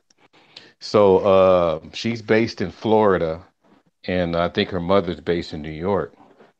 So she has a lot of things. She really focuses on a lot of the women issues because she was saying that a lot of women are lacking sales or their sales. I mean, it's not this, they're lacking the food for the sales, sell food. So she has a lot of things to really break down. Um, but that's another thing too. See, we keep talking about our sisters' behavior, but we gotta help the sisters with their health. Hmm. We gotta encourage that because if your health is not so well, then that kind of that kind of dictates the behavior, brothers included. But I think that's the part that we have to start getting back into again. Even though I Yeah. met some vegans that got issues, but but there's some things that you just really have to do to make sure your organs are working normal so they can get that brain function. Mm-hmm. We need to encourage that more, I think. But it's not sexy because it's not Beyonce-ish or it's not Jay-Z-ish enough. Uh, but but I'm listening. I mean, I'm listening to different ideals and concepts and things like that. I was picking Q Brother's brain yesterday on Information Man show and trying to get an ideal because a lot of the stuff that the kids are listening to today. Oh my God. You talking about some Pied Piper. Ha! Man, I caught my son listening to, I forgot the name of this guy. He probably said the B word probably like 20 times, N word, almost same amount, all these different things, less than a minute. Now imagine his whole album. So I'm asking my son, like, he's like 14. I said, dude, I mean, you listen to it? He said, no, he was like stuttering. Well, there's a clean version. I said, let me hear the clean version. He couldn't find it. I'm like, oh, you can't find a clean? Okay, all right. And so I said, that's my son, let me hear the rest of it. I said, dude, what are you getting out this song? And he said, I think it's cool. I said, what's so cool about it? He did the whole shoulder dance. I said, what? Is the B word, the N word? And and I just said, let me get this straight. You like it, but you don't know why. I said, that don't really ring a bell to you. And I asked him about the girls. I said, girls like this stuff? He said, yeah. He's like, yeah, very confident. I said, you plan on dating one of them? Because I heard the B word in there quite a bit, and they're bobbing to that. So how do you think they feel about themselves? I Hmm. was throwing all these things out there to make him think like you got to be responsible what you put in your ears. That's right. Oh my gosh. That is like so crucial, and it's so good to hear someone else say that, because Yeah. I don't think many adults take that in consideration when they're driving and riding in their car with their children and stuff too. Because sometimes I know sometimes I'm around people that play the same kind of music they listen to around their kids, and their Mm-hmm. kids, are able to, sing the tunes or whatever. And for me, even though I don't have any children, when I have someone's children in my care, I am very particular about what comes on the radio and what kind of music I put in the player. So Mm-hmm. Mm-hmm. I'm listening because I know that subconsciously they're still being fed messages. Yeah. And I can't be responsible for everything, but I am responsible while they're in my care. Beyond just their safety. Yeah. If it works in politics, what makes you think it don't work in hip hop? Yes, we can. Make America great again. You repeat it over and over and you start becoming it, you know? So what's the difference? And plus, they hear this stuff. I tell you what, these kids, it's from a teacher standpoint, and probably even ourselves when we were much younger, we can hear a song how many times? Like maybe 5 times or six. We can recite the whole thing. The whole song in our Okay? sleep. Yeah, we can recite that. And so, matter of fact, even when some things come up from years ago, a lot of them, if they throw in some, here we go, here, we'll be like, oh man, we start saying the whole thing. And it's Yes, years ago. So, I mean, that's a form of intelligence. We got intelligence. It's just a matter of, putting something in that intelligence to, make things work.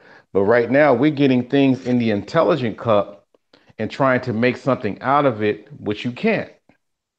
So that's why I'm gonna try to spend some time with Q Butter to really pick his brain because my concern is that because he has the right ideal. He wants to take the hip hop vernacular and the hip hop attitude and educate the kids. Mm. That's cool. Now the thing is that today's music is not to me. I don't think it's from. I don't think it's from the streets. I think it's I think it's from the industry. I think the industry put it in the streets and say, hey, you do what you want. It's almost like you do what I want you to do with it, and if I like you, I'm gonna pull you in and give you a contract. I agree. I believe the same thing. I'm very conspiracy theory on that. Yep. Because the sounds and the sounds and vibrations and stuff like that, Yes. it doesn't I think it only stays in the lower chakras. I don't think Yes. it really helps you reach even the sacral. I don't even think it reached the sacral.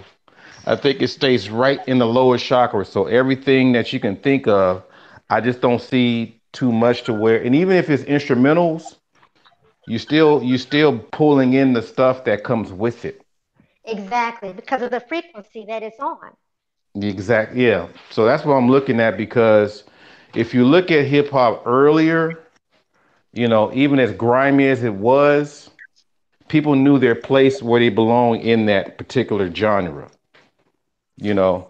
And if you look at what's her name, MC Light, Latifah, matter of fact, hell, Aren't that, Angie B. isn't that before your time, Art? that was during my time. I'm Hmm. almost I'm almost the same as Information Man. We're Gen Xers, but Hmm. I've been teaching for 23 years plus, so I've seen a lot. But matter of fact, I used to work for Ice T back in '90. Um, and the thing is that I noticed, even the women in hip hop had to be rough and rugged, except for one group called JJ Fad. Those are the Hmm. only ones that were kind of airheadish. They said we like the cars that go boom, all that kind of stuff. Those are the main No, ones. that was another group that did the We Like the Cars That Go Boom. JJ Fad was Supersonic Oh yeah, and yeah, yeah, yeah. Oh, I'm sorry. a It few was other songs. who did That was Bunny. Bunny. The Bunny what we like girls. the car, to go boom. Yeah, their name has something with Bunny in it, if I'm not mistaken. Okay, my bad. Because I was going back and forth with Alonzo from World, like, because he was the one that was giving me, some of the game on that. And that was the thing is that in order for you to stay relevant as a female in hip hop, you had to have an edge because it was more male dominated. It was more hard edge dominated. Right. It was that alpha male expression, but then you had a few people like your Fresh Prince and your Kid and Plays and all of them to kind of like balance it out a little bit, you know. And so you had all those things, but all of a sudden, people got used to it and it segued for the whole conscious rap and all that. And that's where it gave Latifah a platform about respecting women, Right. So everything was really working well. I mean, D Barnes and what was it? Body and Soul? Yeah, Body and Soul. They came up with some things. Everybody was doing well. But all of a sudden,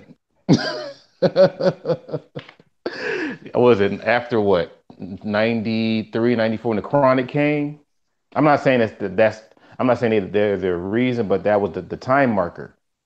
Well, you know what I They think? excuse me? You know what I think? Oh, go ahead. I think that initially white people and the industry thought that it was just a fad, that it was just going to go away. And Mm-hmm. so they were not really concerned about any of the messages or anything. Well, Public Enemy put them on it. Public Enemy, really made them pay attention. But before Public Enemy, they were not too concerned about it because they thought that it was just something that was going to pass. Mm-hmm. But when they And saw that it wasn't Yeah, anything that was going to pass, that it let was me, something that, oh, you want to yeah, go ahead? yeah, let me speak to that because Okay. I grew up in the culture. I break dance. I did graffiti art. I have family from back east, and I think they did. They You're absolutely right. They didn't. They thought that the music was junk and that it wasn't anything. But this is why I believe they did take notice. I think they took notice once they saw that the music was waking the people up. The music Mhm. was because at that time, before we had the gangster rap music was a metaphorical poetry. It was sort of like dead poets. You had people like African Mbata.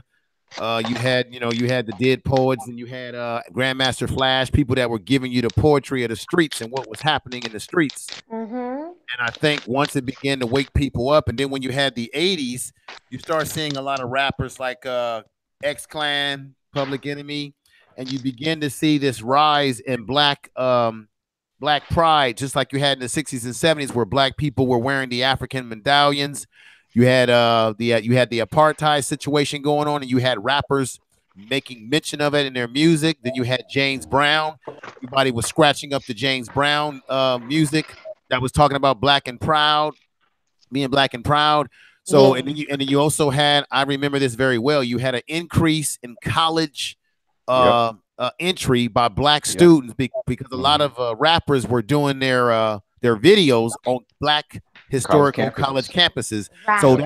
Yep. that made a lot of black kids say, "Hey, man, I want to go to Morehouse. I want to go to Spelman. That looks exciting, right?" Don't forget the So you Cosby had this. Show. So you had this. Yeah, the Cosby Show was a part of it. So you had this renaissance of black people really taking notice of who we were. And the minute that white people saw that the music was becoming too much of a danger to their agenda to keep us acting and acting like inferior to them, that's the minute that rap music became commercial. Once white people found out that they could make money off of it, so the way they pushed the movement in another direction is they start giving a lot of these guys money, and so a lot of these guys were taking these contracts because you figure they didn't have any money, they were poor. All of a sudden, they're getting money, and once white people were able to interject their money and their corporations into the music went in another direction, Yep. and they said, okay, we're going to make money off this music, and we're going to also destroy them with their own music. And what did they Yes. do? They start now. You had the gangster rap music coming out of the West Coast, and that became the predominant music that started to spread across the country. And so what did it do? It changed the message of the music from a message of uplift, respect your woman, be black first, all stuff that we're saying now, to a music that was saying call your woman a bitch, sell drugs. I'm from the hood. Then you had this prison culture where these guys are coming out of prison, used to wearing baggy ass clothes, and they brought that to the streets. And then from there, you had people like what's that brother that was in Oakland, Brother Parrish, who was Yeah, singing. Paris. Guess what? Brother Parrish is one of the best rappers that we never got a chance to really understand because they pushed him out of the radio scene. He didn't get radio play.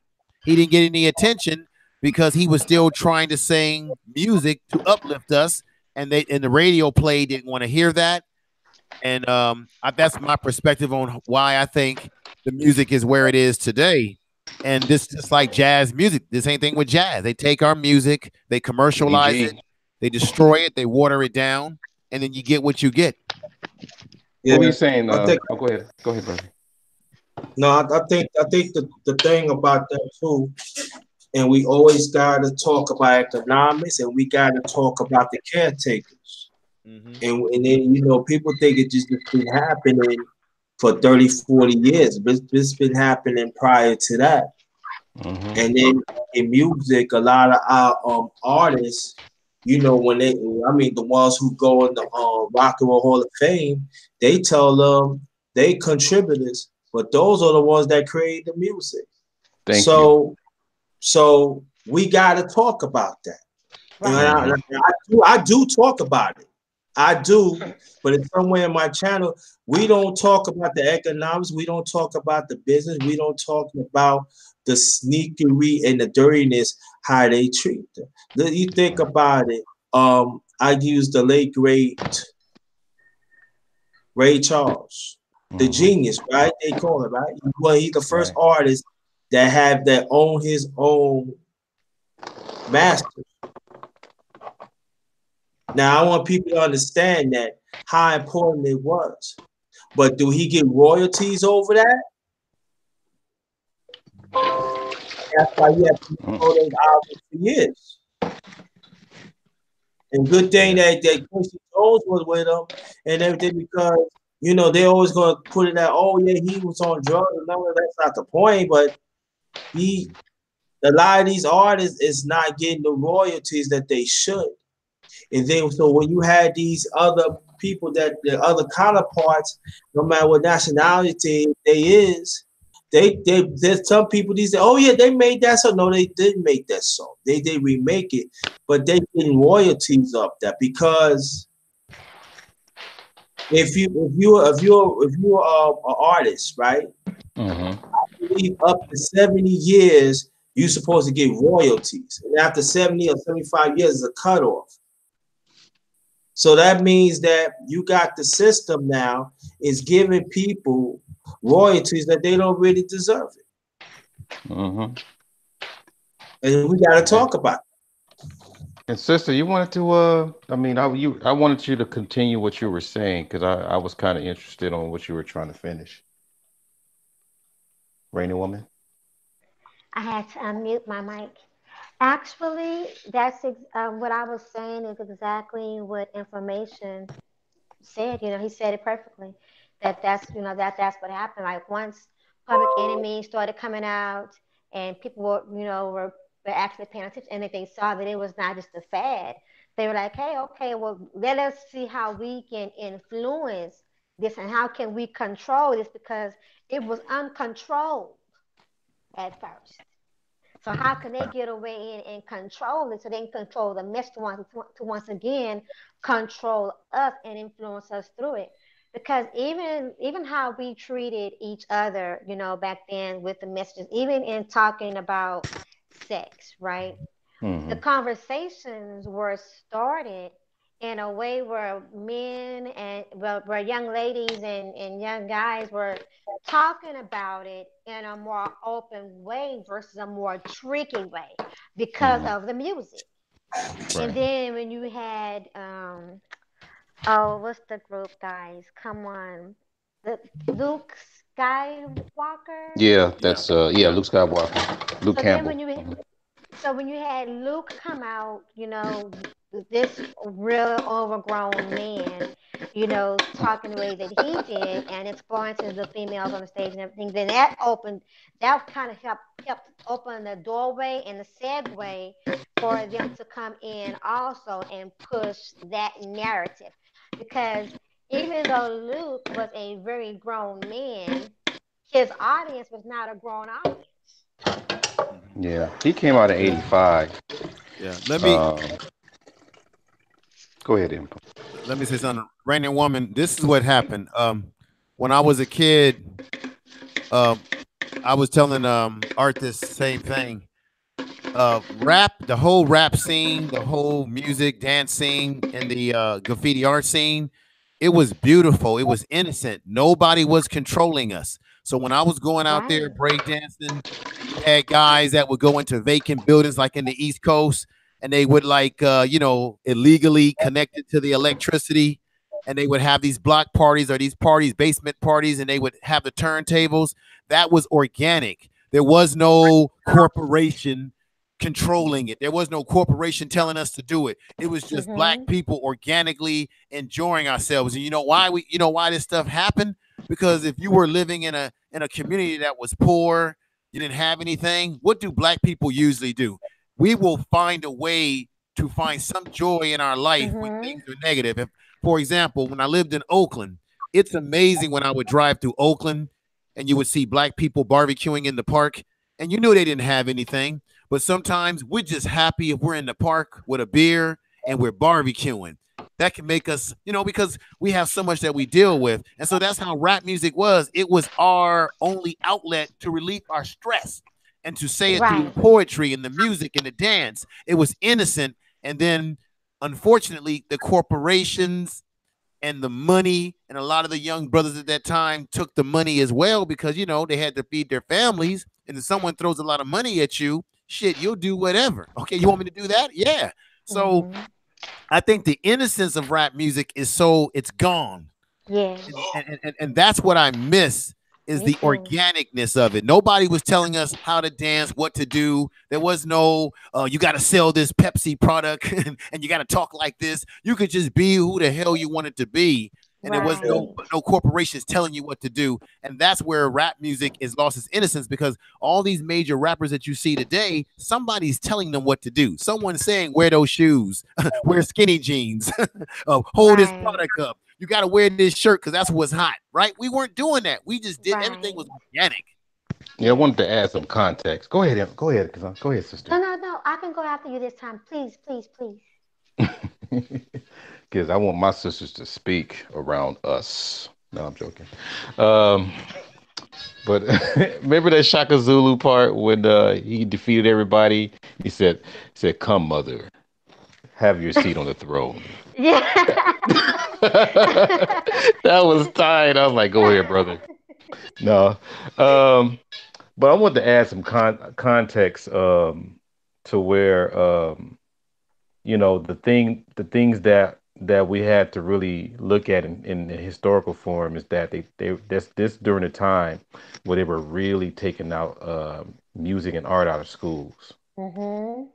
and that was the part where when they interviewed Cool Herc and all these other guys, that's what they acknowledged. Hot DJ Hollywood, um, Grandmaster Flash, African Bambaataa, all these guys, they really recognized that, you know, when they first started, some of them did still have music abilities. So the pioneers that came out with this, they still were they cut the music, they cut the arts while, like for example, you're in high school and you cut the arts before you can graduate. So that means they still has a music background, some of them.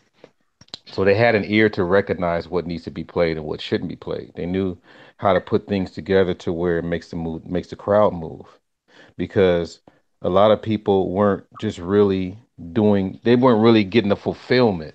So they knew what to do. Plus, I mean, there's a lot of things that were cut. So this stuff that came out, it was based on trying to make make my own reality based on what you're taking away from it. Mhm. So that's why it was so natural. Now the part that people don't realize, not me and Information Man spoke about this several times. You have the four elements of hip hop, which is the dance, the graffiti, the emceeing, and the breaks, right? So those are your Mhm. four elements. But the dance did not start in New York because, but, when the dance that they coined was b-boying. That was 1977 by the Rock City Crew. But the dance that they were doing, the standard dance that everybody was doing that really fit in that genre was called locking. And locking started out here in Los Angeles at LA Trade Tech. And that was, matter of fact, he started doing that on Soul Train in 1971. Matter of fact, they say that history, the hip hop history, the beginning of hip hop was 1973. Okay. But Mm-hmm. the Now but the dan- you do but the realize. Go ahead, Art. I was but gonna the dance was in 71. Okay. I was gonna add in. I was looking at Art. I was looking at a what's the group? Demons of the Mind came on a live on a XM radio with what's the brother? Everybody knows him. He used to be on KNBR. What's that guy's name? Anyway, Demons in the Mind came on there and they talked about the history of locking and strutting. And I know you said that it started in Los Angeles, but the truth be told, a lot of the influences came from Northern California with the strutting. A lot of people don't Well, know that. A lot of people don't know that. In Northern California, we had our style, and y'all had y'all style down there. But but Northern California, we had a heavy influence on that locking and strutting phenomena. yeah. So I mean, in the history books, they would have that. I mean, all those are lined up with that, Mm-hmm. and that's probably one of New York's Achilles, because they want to say that that hip hop started this and blah blah blah, which it did, but the dance part you have to include the West Coast. So that was a thing. And I met Crazy Legs from Rock City Crew. And you mentioned Crazy Legs in New York. You're like, damn, that's one of the pioneers. As one of Yeah, the pioneers. So you got that, then you got Poppin'. Poppin' is more that's 75, and that was Boogaloo Sam. And that's where it really that's what most people do now because it's less strenuous. It's more robotic and things like that. And then you had Shabba-Doo that was from the locking, and they knew Boogaloo Sam, and so he wind up finding a way to try to fuse all three things into the Yeah, movie called Breaking One and that's Two. yeah, that's correct. And That's so correct. and so that's the thing is that, but people look at Shabba kind of sideways because they were trying to make, he was trying to make himself look like he was all, he was part of all of that when he was just a guest in their house, because Shabba was just a locker. He wasn't no popper and he wasn't no break dancer. He had nothing to do with that. But You if know you what, look at the Art? You're movie, absolutely right, brother. That's good. yeah, you look at the movie, you couldn't tell, especially when you're younger. You're like, oh, I could do all that. And then on top of that, he tried to make Don Campbell like a side thing, like he has nothing to do with it, but that's his dad. He started that at Trade Tech, based on him fumbling and moving around and liking kung fu movies and all that kind of stuff. So, I mean, I'm telling you, when you sit with these brothers, that's why I sit with my elders, especially the ones that's been there and done that and created the art. I want to get some game and learn that. So they took something from nothing and made it into something. But the problem that I don't like is that they sitting there broke. They broke, you know. See, But Art, why is that? What happened? And I think Underrated Darkness mentioned that a lot of these artists got ripped off because the music business has always been a criminal business. But what happened that these brothers either signed bad contracts or they got left behind? Why did that happen? yeah, because unfortunately, while we're doing our thing, most of us don't really teach our children the game. Mhm. Most of us don't. I know some people do, but most of us don't, man. We just don't because the thing is, you're only going to protect what you know and respect. yeah. So if you don't know it, then you're just gonna look for the next greatest thing that you don't even. And then And, when about go ahead, somebody yeah. saying something. No, no, no. Go ahead. I wait. No, I was just gonna say that. So if you look at these Italians, these Jews, who else, Asians or whatever, they're always have their kids around them. I mean, to even some of these mafia movies, they say you showing these little boys how to hold the gun and all that kind of crap. But they, but there's always something to where what's crazy though. To be honest, man, it seems like we show them how to do the ratchet shit, but don't show them how to do the big things that put them on the map. Hmm. I mean, we show them how to flip food stamps. We show them how to, do different things that the law is going to catch up with you one way or one way or the other. But we don't really take the time to show them how to balance a checkbook, how to start an Right. account, uh, Right. those different things. We don't really show them. I mean, I'm showing my son, but it's not enough of us. Right. And also we have to talk about of anything of music, and I'm not making no excuses. We have to understand that of this oppressed system, and I'm talking about the pioneers.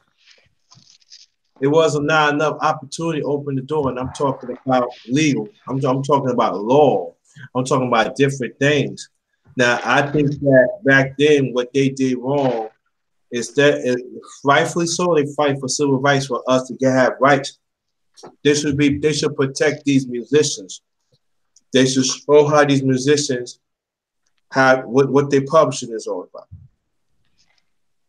How to save money, how to own a business. And that's why one of the reasons that when Sam Cooke came along,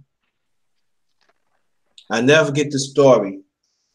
A young Bobby Womack, that's what he was saying with the Womack brothers. He wrote a song. And the Rolling Stones at the time, they was the first tier of coming to America from Britain. The British, they were the first, they were the first ones of the British because there's two times the British invasion. They came in '64. Excuse me. Then, then in the mid '60s. Drinking But some water. Yeah, drink Drinking some water, some brother. You water. okay? yeah, all right. Yeah, you need to drink something, brother. Just don't Right. talk anymore. Drinking some water. All right. Take a I'm good. break. Okay. Woo. All right, but come on your point. My woman got mad because they playing the song, but um, Sam Cooke said, "Look, this is the business. They go. You making money. Just don't say nothing." And I think that's why Sam Cooke was gone back to '64 Mhm. because everybody tried to take everything from him, but he was showing other people how to run, how to have his own business. You could be an artist and have your own, and that is that. I think that is really missing of hip hop, and then going to the R&B back in the '80s and the '90s and stuff. Right. Well, because it boils down to the parents as well as the artist, of course, not understanding a contract, not knowing how to read a contract, and not having an attorney to come over the contract to make sure that it worked in their benefit.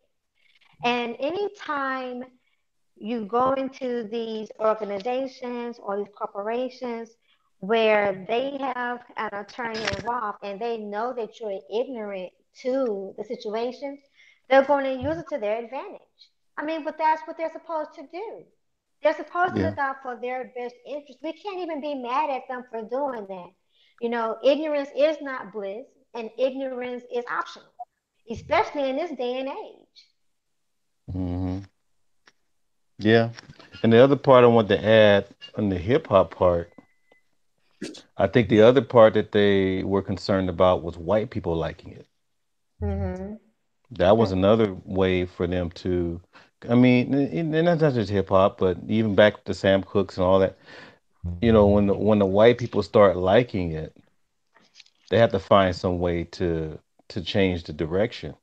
Wait. See, back then when Sam Cooke, James Brown, and all these other guys were out there, hell, you had to put white people on the album covers, Right. right? And the other part too, excuse me, the other part as well is that you couldn't. The part that it was hard for the industry to do is water down the music. The Hmm. closest thing they had was Motown, but that wasn't watered down. That was still pure. That was still natural. That was still upbeat because you had the same house band. So you had those things. So there's a thing that if you talk to some of the old heads, they definitely compare Stax records to Motown records, which one is more soul and which one is not.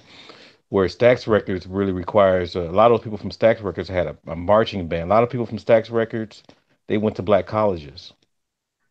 So they have that. You hear a lot of horns in that, right? Where you go into Motown, they were more rhythmic. They were jazz. They had a jazz background.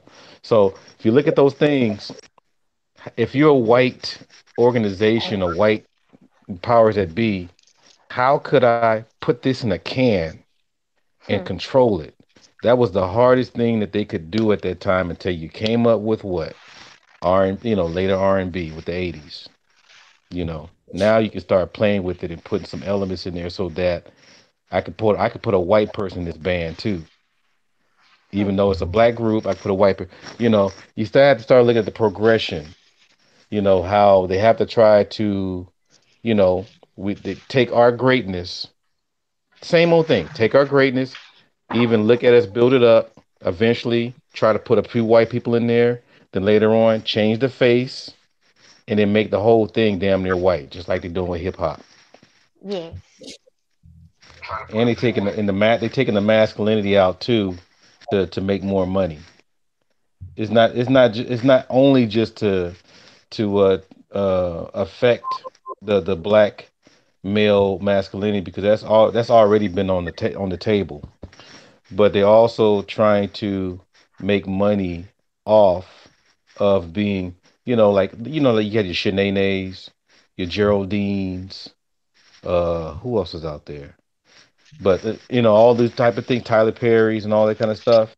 See, we think that black folks kind of laugh and entertain, but don't sleep on that because a lot of white folks really love us putting on a dress, acting kind of feminine. I mean, Hmm. androgynous. They love that, so they managed to put that into hip hop now. It's So crazy. that's marketable.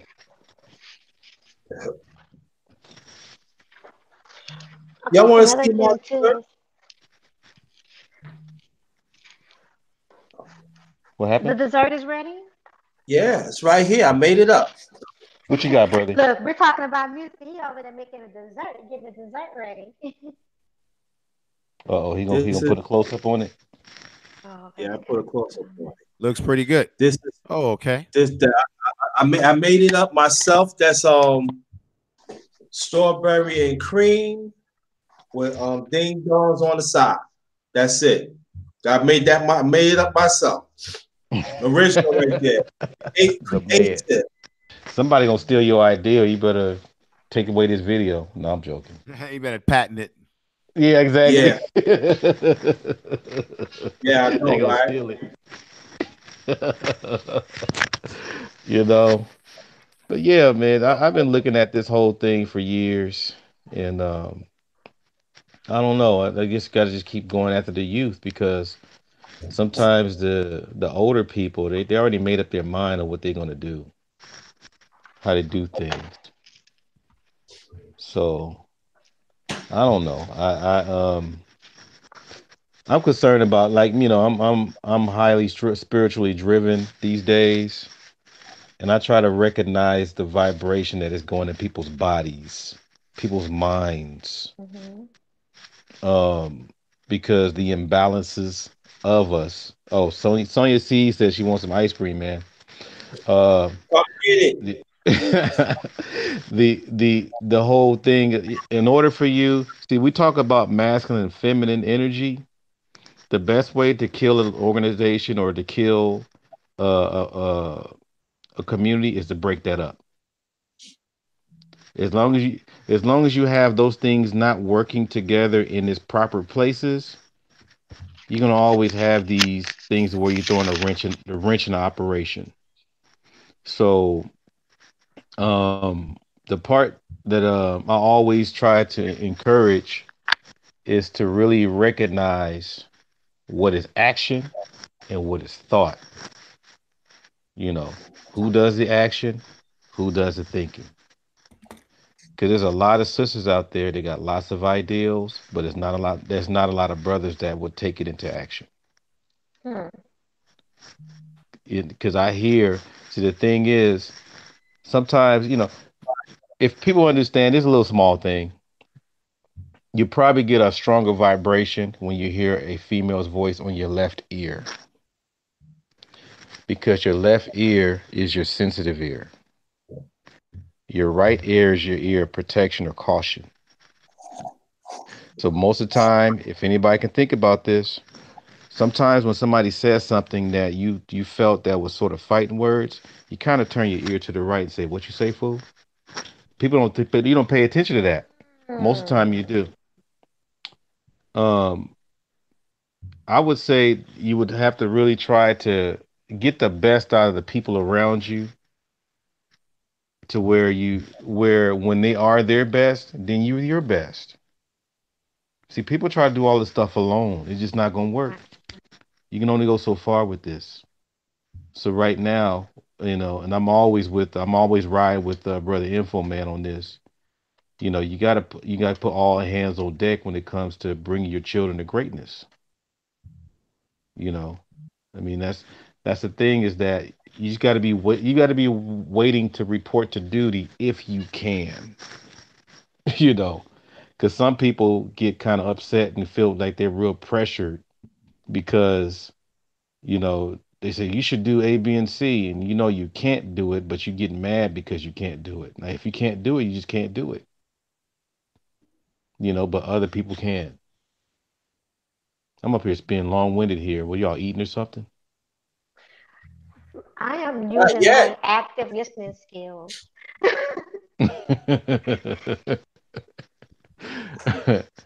Yeah, because yeah, I don't. Yeah, go ahead. Somebody say something. No. Oh, he said, "Oh, well, get your grub on, brother." Oh, Now I'm, boy. I'm done for the night. Now I'm done for the night. I'm just enjoying that. I was going to say something, but I wait till you finish. Yeah, my whole thing is that um we both have we both sides, man, and men, brothers and sisters, have some dysfunctions, but they're different dysfunctions, you know. And I think we have to really address those, and we have to really find out or get the combination. Okay, if you got this issue, if you got this problem, what is my part in this, and how can I be able to help fix it? But But see, without Yes. Oh yeah, my but without see, me brother. God. losing. Huh? Yeah, but Go see, ahead. that's the problem, brother. And that's why we have this gender war is really happening. And there are some people on YouTube right this minute it perpetrating. They starting it and they know what they doing. And then when you speak on it, sometimes that you wrong. And I'm sorry, I cannot be on no panel. I can't be around people that's frauds. I can't be around people that you hate me as a black man. I can't be around people. Even if somebody I hate a black one, I can't be around people like that. Cause that as let me know if I be around people, huh, what that tells of me.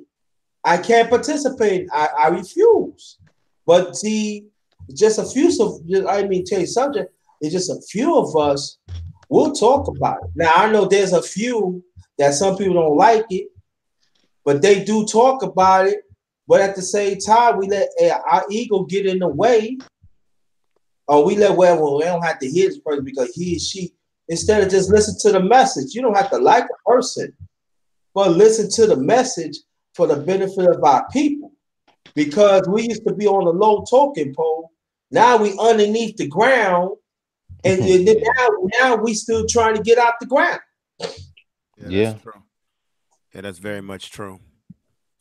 Um, Let me just say something real quick. That's very much true. And I've had my share of panels like that with people who have this sort of ideology, which I don't agree with. And then I also see a lot of brothers who are on this red pill, beta, all this other crap, and they're spending a lot of time whining about black women. And some of them either are still upset over some things that have happened to them in their younger years or whatever bad relationships they had. And then there are some brothers who do have some legitimate gripes now. Now, there are some legitimate gripes that we do have. But my thing, underrated darkness, is that it comes a point that if these same individuals are talking about this every week on YouTube, it makes me wonder, are they really looking for a solution or are they just looking for content to talk about? Because if you take away their ability to talk about what's wrong with black women, what else is there to these individuals? Because they don't talk about any damn thing else. At Hmm. some point in time, when you talk about this stuff, now you gotta have a solution. It's the same thing that they will say about people that are pro-black. They'll say that we talk about racism and all these different things, and they'll say, "Hey, well, what is your solution?" But they're doing the same thing when they spend all their time talking about black women this and black women that. They don't come up with a solution either. And you're right, and you know what? And I'm gonna say this: even put people on the panel. I want you to check out all my links that I put up, but especially the aftermath. Mm-hmm. There's something happened to me in the past that I have to say to myself that I'm not being the victim no more, and that's all I'm going to say about that. Go and check.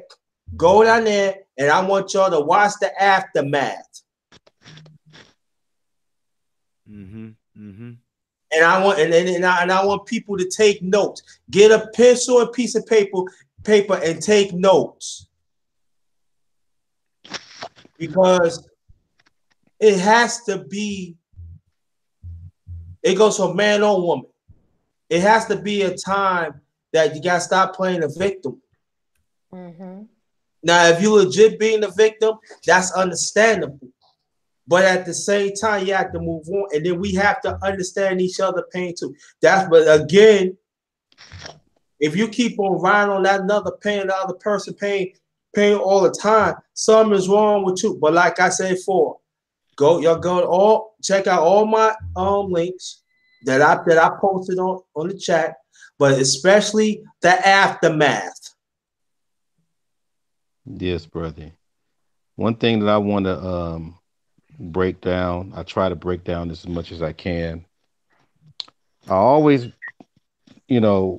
try to break down the archetypes of masculine and feminine, because there's no one way of feminine and there's no one way of masculine, you know. And I think if you start understanding each other from those standpoints, it becomes more easier to understand how a person is talking.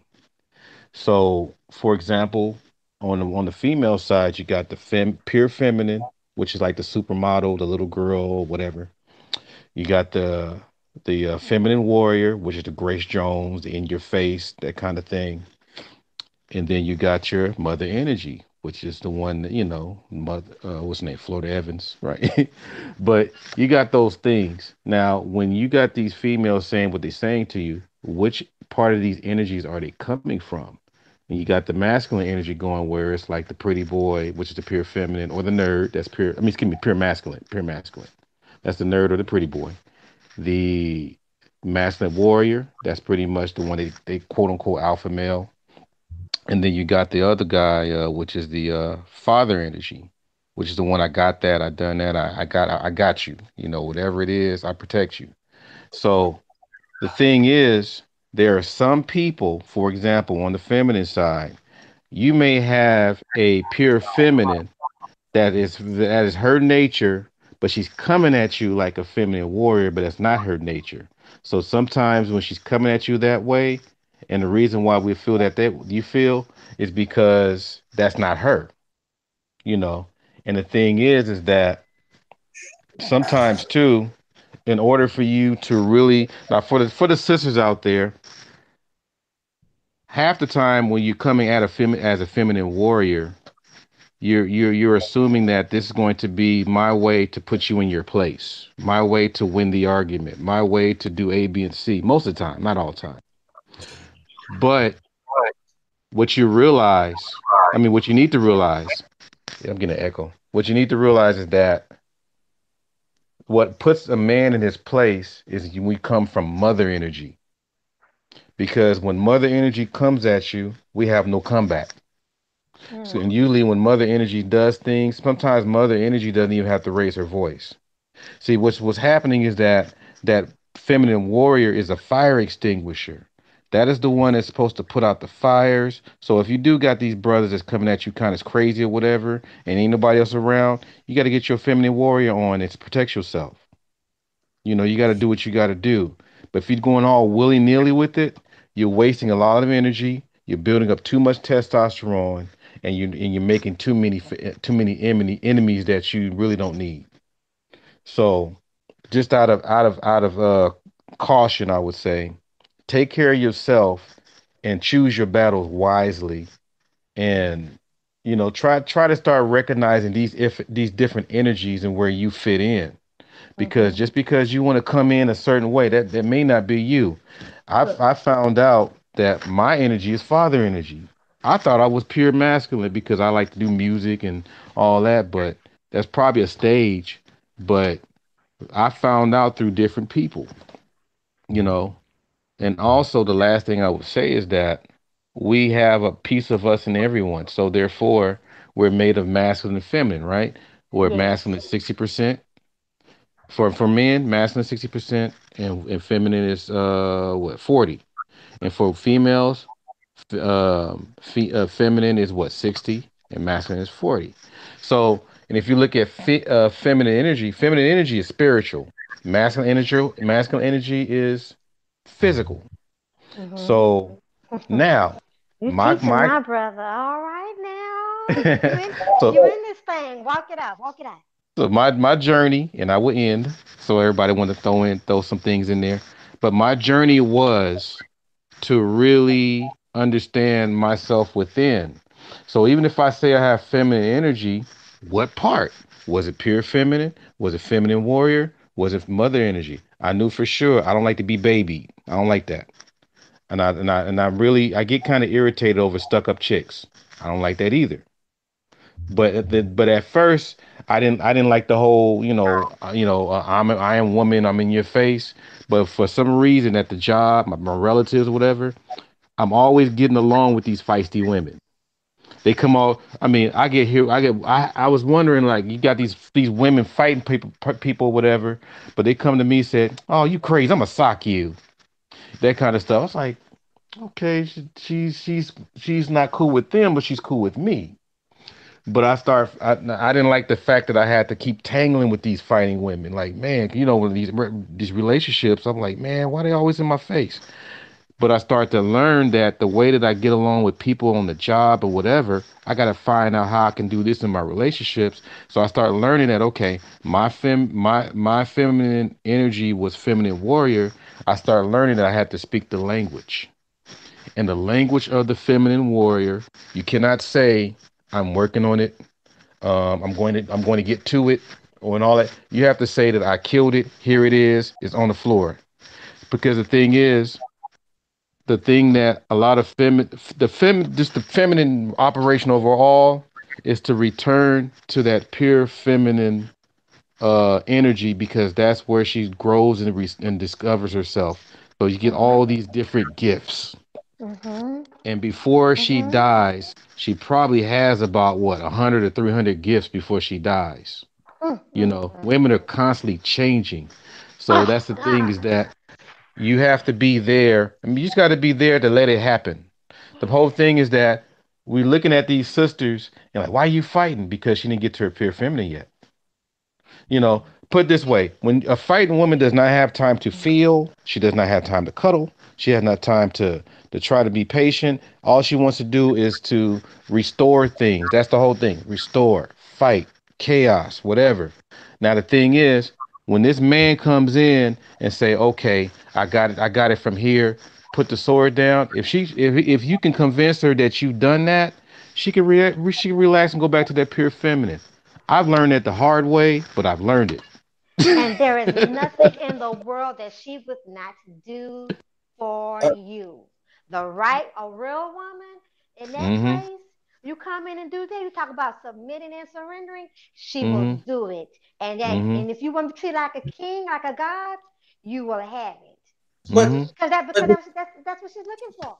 but see, I got to say this, and maybe you disagree. That first thing foremost, welcome to the coach, my LDBC brother, and welcome Aaron Cons to the panel. Thanks for coming and want your input on this. I have a man's talk, little over a year that we talking about us as men. We talking because I hear the talk, I hear what you're saying, and I get what you're saying. But as a black man, my rights is not being met. And be at times that I had to compromise over some righteousness. And it's not enough brothers and sisters is not willing to speak up. That's true. And every time that we talk about it, you got some black man and you got some black woman. They want to turn their head and turn over their nose and turn over their eyes. And it's just the way I feel because I was raised like this. As my late father, his birthday was yesterday, and my mom's still living. It doesn't make a difference that you are adult. If you do wrong, you do wrong. You act, Mm-hmm. you own up to it. And Mm-hmm. as for me, as a human being, if I see some righteousness, I have the right to speak up for it because it's hurting our community. No matter if it's a black man do it, no matter if it's a black woman do it. And for me, I'm not saying what you're saying is right, is wrong. I'm not saying that at all. But to me, I'm tired of dealing with the degrees. I'm tired of dealing with the BS. I'm sick and tired that when they do something, I get hit in the face and I'm supposed to say nothing. No. I am a human being. Respect me as a human being. If you cannot respect me as a human being, you go the hell on. No matter if it's a black man or a black woman. Let me say it again, and I want people to hear this outside. If you cannot respect me as a human being, you go the hell on. Because I'm not playing no catch up with no righteousness. No. And we got to talk about it. And it seems like we talk about it sparingly, but we don't talk about it all the time. And then there are some people in our community of this sector that I know they hang out with people that have righteousness. They hang out with people talk about black men all the time. There are some people talk about black women all the time. And then all of a sudden, everybody, I ain't gonna say everybody. People want to trigger their thumb. Nah, not this channel because this channel and information man, the coach and Aaron Collins, even Art, they could tell you this is all about solutions. You disrespect me, disrespect my family or anybody that come on, you getting out. But we don't do that. Yeah, let me say something real quick, brother. I think that's one of the reasons why you do have black men like Underrated Darkness who have a respect for black women. But I think we have to understand a lot of black men are frustrated. And a lot of us that are frustrated, we're not necessarily on YouTube talking this blue pill and red pill shit and black women are terrible. We kind of talk amongst ourselves and keep certain things to ourselves. We don't go out here and broadcast it. But the reality is, even so-called good brothers and sisters want to call some of us, we are also frustrated. We just don't use you. There's a lot of things I'm frustrated about when it comes to dealing with my women, but I don't use YouTube to broadcast it 24/7. Right. Because I don't think that's being a man. A man is what? We are on this earth to do what? Solve problems and make solutions. So if there's a problem with our women, I feel that I need to figure out a solution to that problem. Well, you know what that would be? That would be having an intelligent conversation with my women and saying, this is what I feel. This is how I feel, sister. This is what we need to do to work through these issues of respect for one another. I'm not going to get on here and say a black woman is a dog. She's a garbage. You know what's funny? And what's funny about watching it too, man. You know what's funny about YouTube? Let me ask you guys a question. Let's do a study here. How many of you have actually seen, and I'm not saying that it doesn't happen, but let's say wholesale. How many of you have seen Chinese men, Latino men, other race of men on social medias like YouTube talking about what's wrong with their women 24/7 a day? I'm not saying that they don't exist, but I don't see a hell of a lot of it because they deal with their shit in-house usually. Black people, we the only ones that like to put our shit all out in the streets. You understand that? Man, but you gotta say this too. This happened on too. There are women they talk about black men all the time, and that's my problem too. Now, if you want me to deal with the black woman intelligently, rightfully so, deal with me intelligently too, because there are some black women on the low be talking about us as brothers, but this is my problem. Us as brothers, we scared to talk about it. When I talk about it, you against me or such and such. I get names being called out, and then sometimes I don't even know who called me out, and that is the problem. That's true. You're on the money. You're on the money. That's true. I wanted to add something too, if just real quickly. Let's unpack that for a minute because you pretty much laying out that this is how I want to be respected and things of that nature. Well, that is what you put into the universe. Now, that is something that you put out, and then later on, since you put that out, you got to be able to start building your body to receive it. Come on. Sometimes we get it, but it goes. Say it again, brother. I'm sorry. I be doing that. If you, that's what I'm saying. If you go to my channel, now let me say this: when you go to my channel, if anybody that deals with me, we always talk about solutions. Okay, we always talk. Even it goes for me too. That's right. When I do my channel, it's a personal therapy for me. Even the brothers right here that represent for me. You hear what I'm saying? I try to learn from anybody that being positively, but we got to stop dancing. Stop dancing around what's going on. Stop it.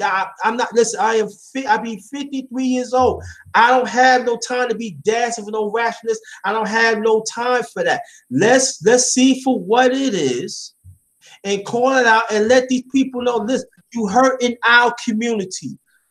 You hurting you, and what the sad thing about it, you hurting the young ones that is coming up because they feel that it's okay. No, it's not okay to grow up to be rationalist, to be acting like a fool. And I'm talking about young black man, young black woman. That is not the way to build our nation. And we got to say what it is. And that's why some brothers and sisters, when they talk, oh, I don't like something like this, and they make some valid points, but a lot of us don't like them because they're egotistical or something. But you know what they saying is right.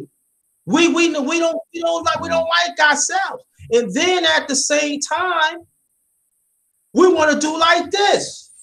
And that's not fair. I'm sorry. You know, it's not right. It is not right. It is not right. And we got to stop being I always say this, stop camouflage the problem. See what the problem, what it is, and meet up to it and deal with it. Stop it. So what I would say is that I was speaking on the other top. I was speaking more on how you connect with your woman. But 1 second, brother. Whoever's doing that sound. Yeah, that's me. Let me 1 second. Let me finish real quick. 'Cause I hear a sound. That's a loud sound there. Maybe it's my headset. Um, Now, as far on the other hand, when you have that ratchetness and all that other stuff coming and being disrespectful, this is probably the perfect time to recognize your energy to expose it. Sometimes it's not just your words, but sometimes your actions is the ones that bring that stuff away, take that stuff away.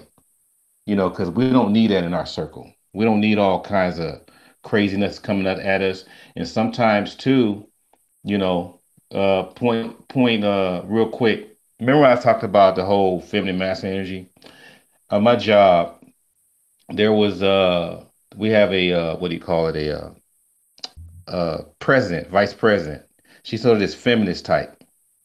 And she was dying to really cut different classes with certain numbers. And so she came to my class looking around, and some people left early, so she was willing to cut my class, and she had a smirk on her face.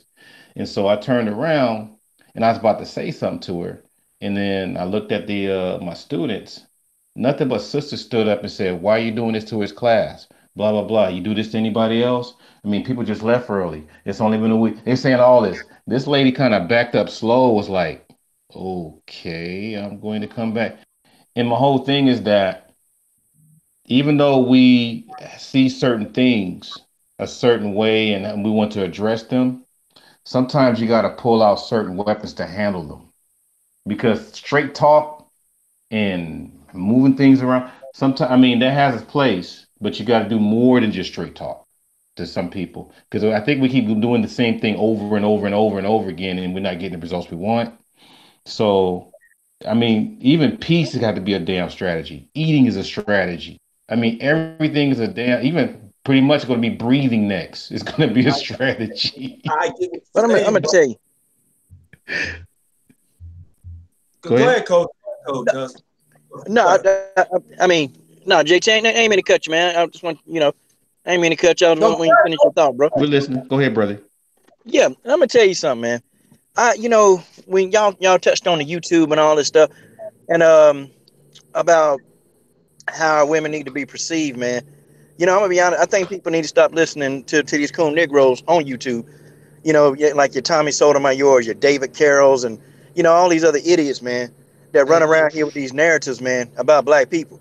And let me say thank you, brother. Thank you for what you're saying. Okay. No. I'm saying thank you for what you're saying, brother. I'm saying I'm giving you respect. Thank you. God bless you.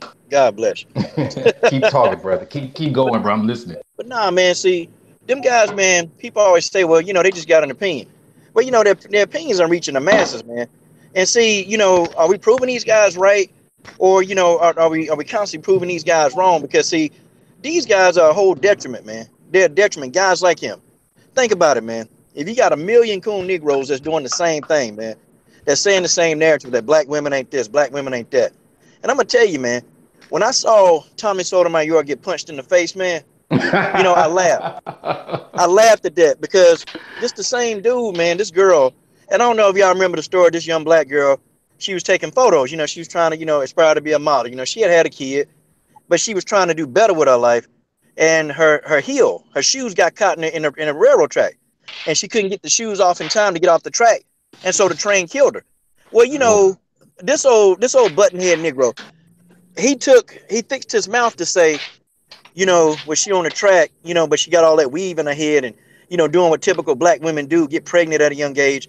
And, and I sat back and I said, wait a minute, hold on. Black women not the minority here. So, I mean, actually more white women and more Hispanic women get pregnant, more so than black women. So, see, he go to thing. The only thing this brother could talk about was this girl hair. That's it. But then, we turn around and you still date those kind of women. And I wonder, how you going to explain that? But see, it's one of those things, and one of the other brothers mentioned something about self-hate. And it really is real, man. Self-hate is real. Because see, you have people that'll say something. Or you have a brother like JT that will speak up for us, man. He'll say something. And then you'll have some buck dancing coon ass Negro come up and try to defend the situation. Well, he really probably didn't mean to say that. He didn't mean to say that about that black woman. No, I think you're just messing it all up. Maybe she should have cooperated. Maybe she shouldn't be talking back. See, you'll have somebody that will defend, what these people are saying about us. And you'll have one of us that do it. How many Asian guys do you really see they go in on other Asians? They don't do that. Not that much. You don't see many Mexicans do that. They stay on code. But when it comes to American black people, we can't stay on code. Because everybody say, oh, it's a cult. Oh, man, all you black people, you guys don't use your own mind. Now, if we agree with white ideologies, oh, hey, man, hey, brother, that's great, man. You can think for yourself. But if we agree with something that Brother JT, if we agree with something that Minister Louis Farrakhan say, oh, man, you guys are being brainwashed. Yeah, you guys are brainwashed. No, we're not being brainwashed, man. And it's the same thing, JT, in this boxing thing. Everybody that said that the Jamal Charlo won the fight, oh, man, we being indoctrinated. But if we said the white dude, Korobov, won, hey, brother, that's great. You think for yourself. Well, damn that. Wait, whoa, hold on. I thought we had an opinion. I thought, I thought black people, we're here too. We here too. Facts. We here too. Like, how come I gotta be brainwashed if I agree with a brother? So if I agree with my brother JT on police brutality, that these damn cops out of control, okay, that they out of control and they killing a lot of black people. If I agree with my brother, JT brainwashing me. He brainwashing me to really follow his race baiting narrative. That's what the white supremacists say. Race basing. Race baiting. Yeah, monolith. They want us to be a monolith. That's all. That's all they want us to be is robots and take whatever. I mean, they want us to go back to slavery. That's all it is. Put us in a state worse than slavery.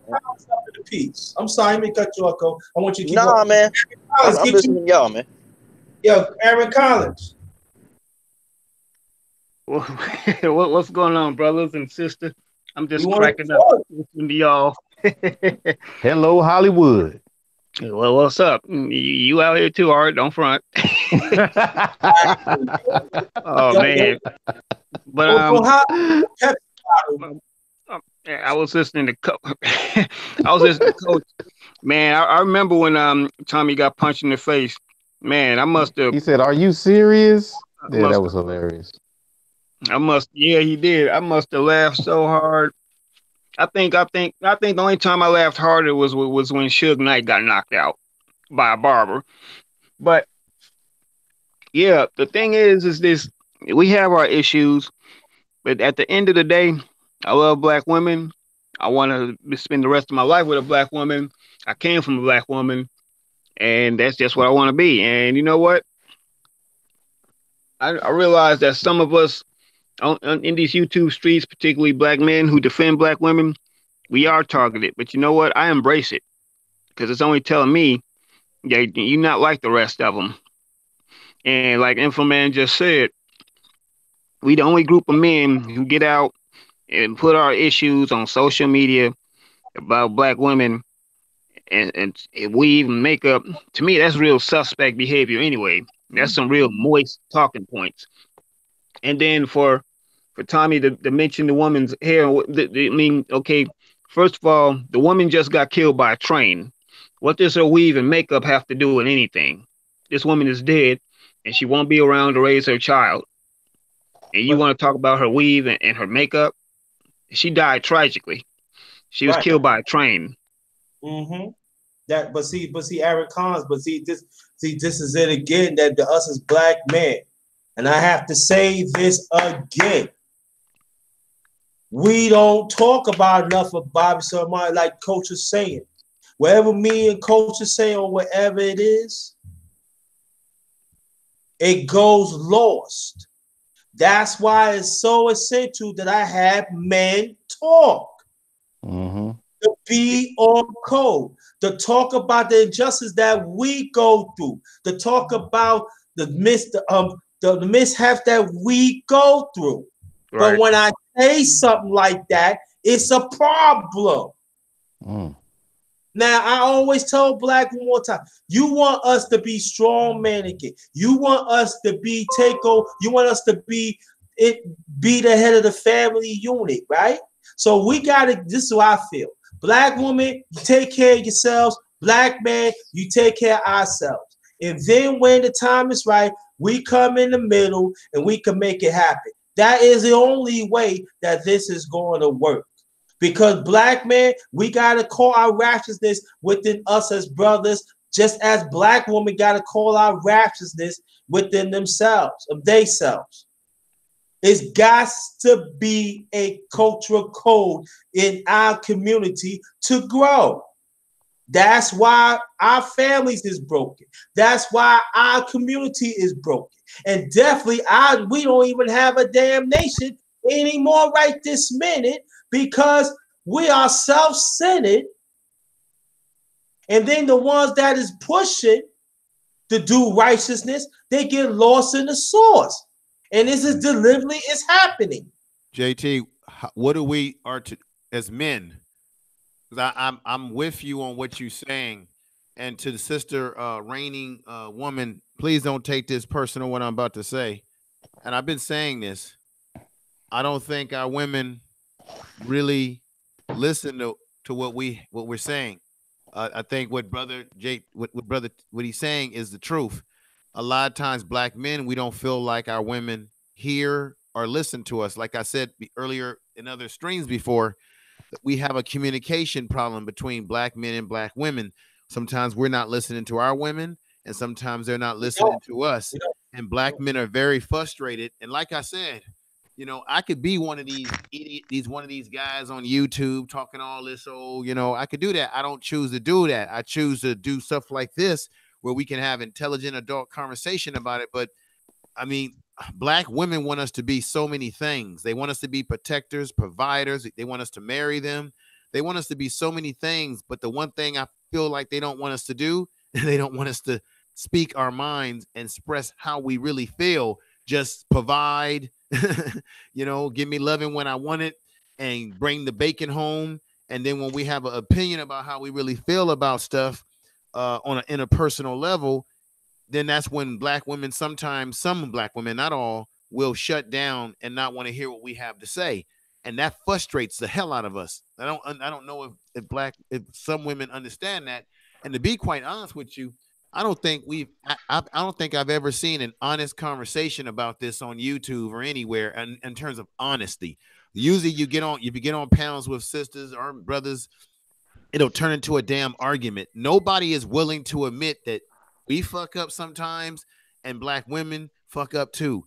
But you never can get sisters to just be honest about that. And we just get into an argument. And then you got people on YouTube, who, that goes around saying that black men are succumbing to white supremacy and we're weak and we don't want to challenge the system. When we've been challenging the You system. talking about that help for Cynthia G, Yeah. man. Damn her. We've been challenging the system. Our ancestors have challenged the system before we were born. and we're still been trying to challenge the system. So, that's where I stand. That's where I stand, brothers, and to the sister. So that's the problem right there. One of them, anyway. I Can I think speak? now I'm gonna say one thing too before I let the sister. I gotta say this that information, man, and art, and I want y'all to understand, the sisters understand. The sad thing about it, these brothers are echoing this. They advocating this. And that's why they making what we talk about, the conversation getting smaller and smaller, that it become a phantom narrative. And that's what makes me sad and at times livid. And the thing about it, you heard in our community too, brothers, when you don't speak up, and sisters too, when you don't speak up, you making our narrative. I'm saying you making our community nonchalant. You making non-existent. So in case like if we had something to fall back on, we don't have nothing to fall back on. We don't even want to talk about our ancestors, what they've been through. Do you know what they say? Oh, it's ancient time. But it goes to the time right now.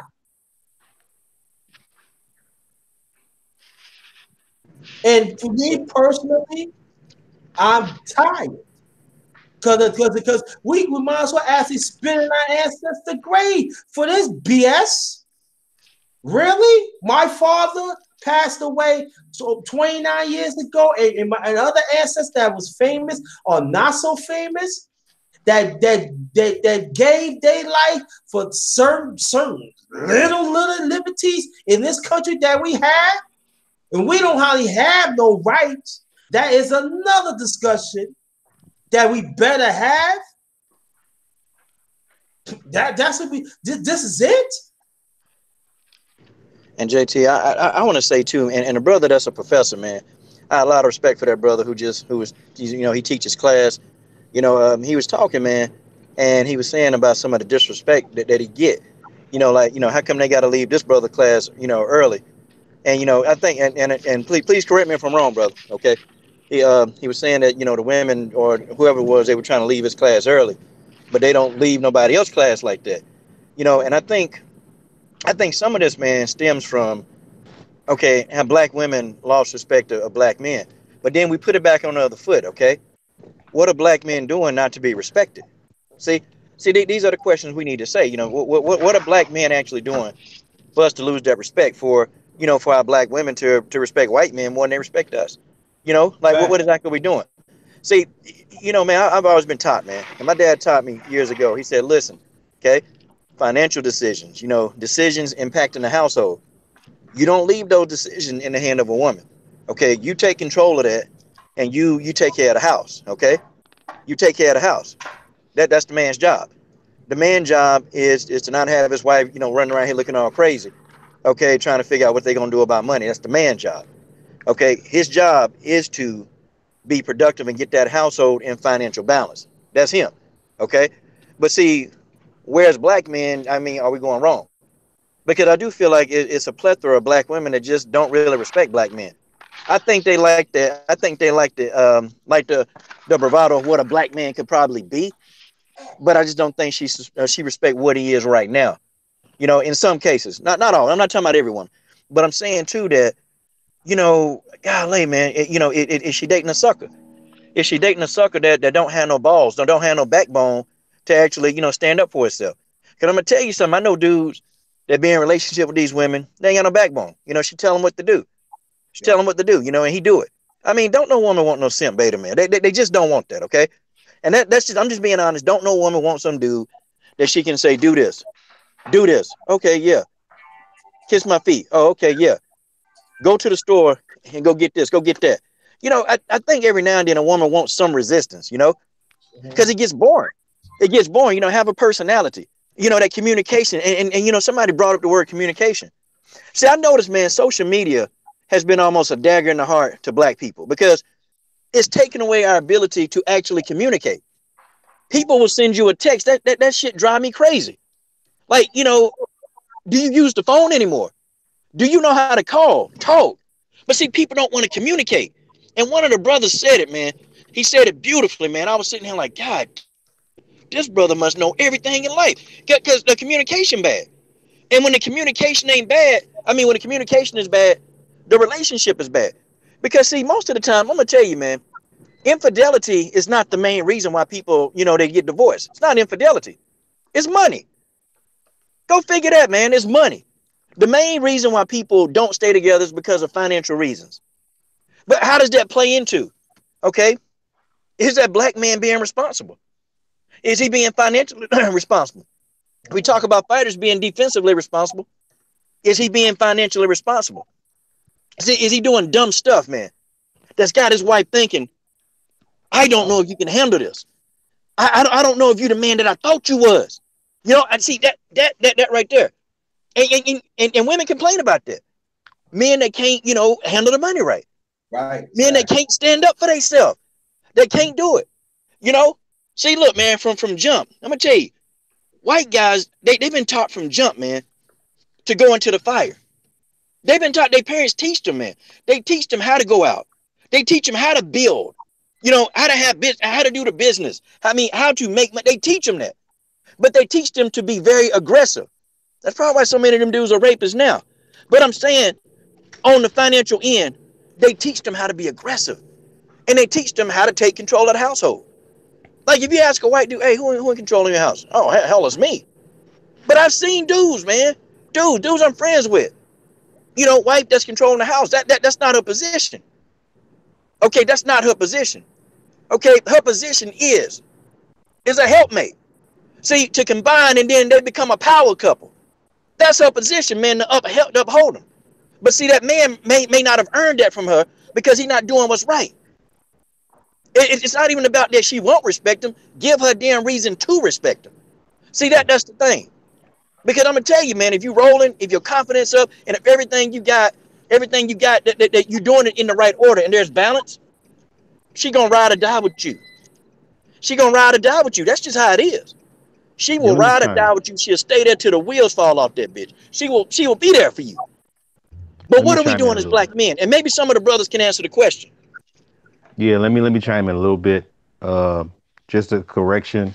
Um, the ladies that well, there was a couple of ladies that left the class early. They were not black. Also, the point that I was making is that sometimes, and it's not pimp talk, but sometimes you got to put some of these sisters to work to exert that energy so they won't be putting that energy against you. Mhm. Sometimes you got to do that. Mhm. Mhm. Now, the thing is that I've been noticing also when they come to me with this crap, this madness, this attitude, I'm like, show me your best. If you're going to show me other than that, I'm not even, it's not even worth the exchange because it becomes more of an entanglement because they own some stuff. They got some issues going, whatever it is, it ain't my fault. You got to take that somewhere else. I mean, just the bottom line. You should not be, because basically we're men. We supposed to be doing things with action. That whole jibber jabber stuff going back and forth, it's not worth it, man. Because basically, we got enough issues going on as a black man. We got enough. So that's the thing is that I know some people, some women try, the whole this. I know you are, but what am I? And you're this and you're that. And the thing is, I don't know how. Some people don't have no tolerance at all. Sometimes I'm like, okay, did you ever see that part? I think it was the Dave Chappelle when he was taking Wayne Brady around, and this lady had a little attitude with him in the car. Oh You yeah, I see that? seen it. And he said, do I have to? He said something about choke or whatever. Sometimes they do go in your mind, but the, the thing is, you already know that if you feel that way, then you're going to have to remove yourself from that issue and keep it pushing because basically she just have to realize that she's not worth your time. Not only you would walk away that way, but you would have to leave her feeling that way because sometimes when you leave that's more than slapping somebody in the face. Because basically sometimes they thrive from this. They thrive from you listening to a bunch of BS. Some of them do, man. And sometimes you just can't give it to them.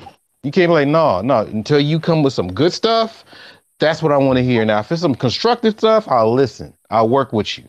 But if you're just trying to take your problem from last year, last Christmas, and put that crap on me, I got no time for that. So I'm with the brothers on the panel. I'm just putting my position there. But go ahead.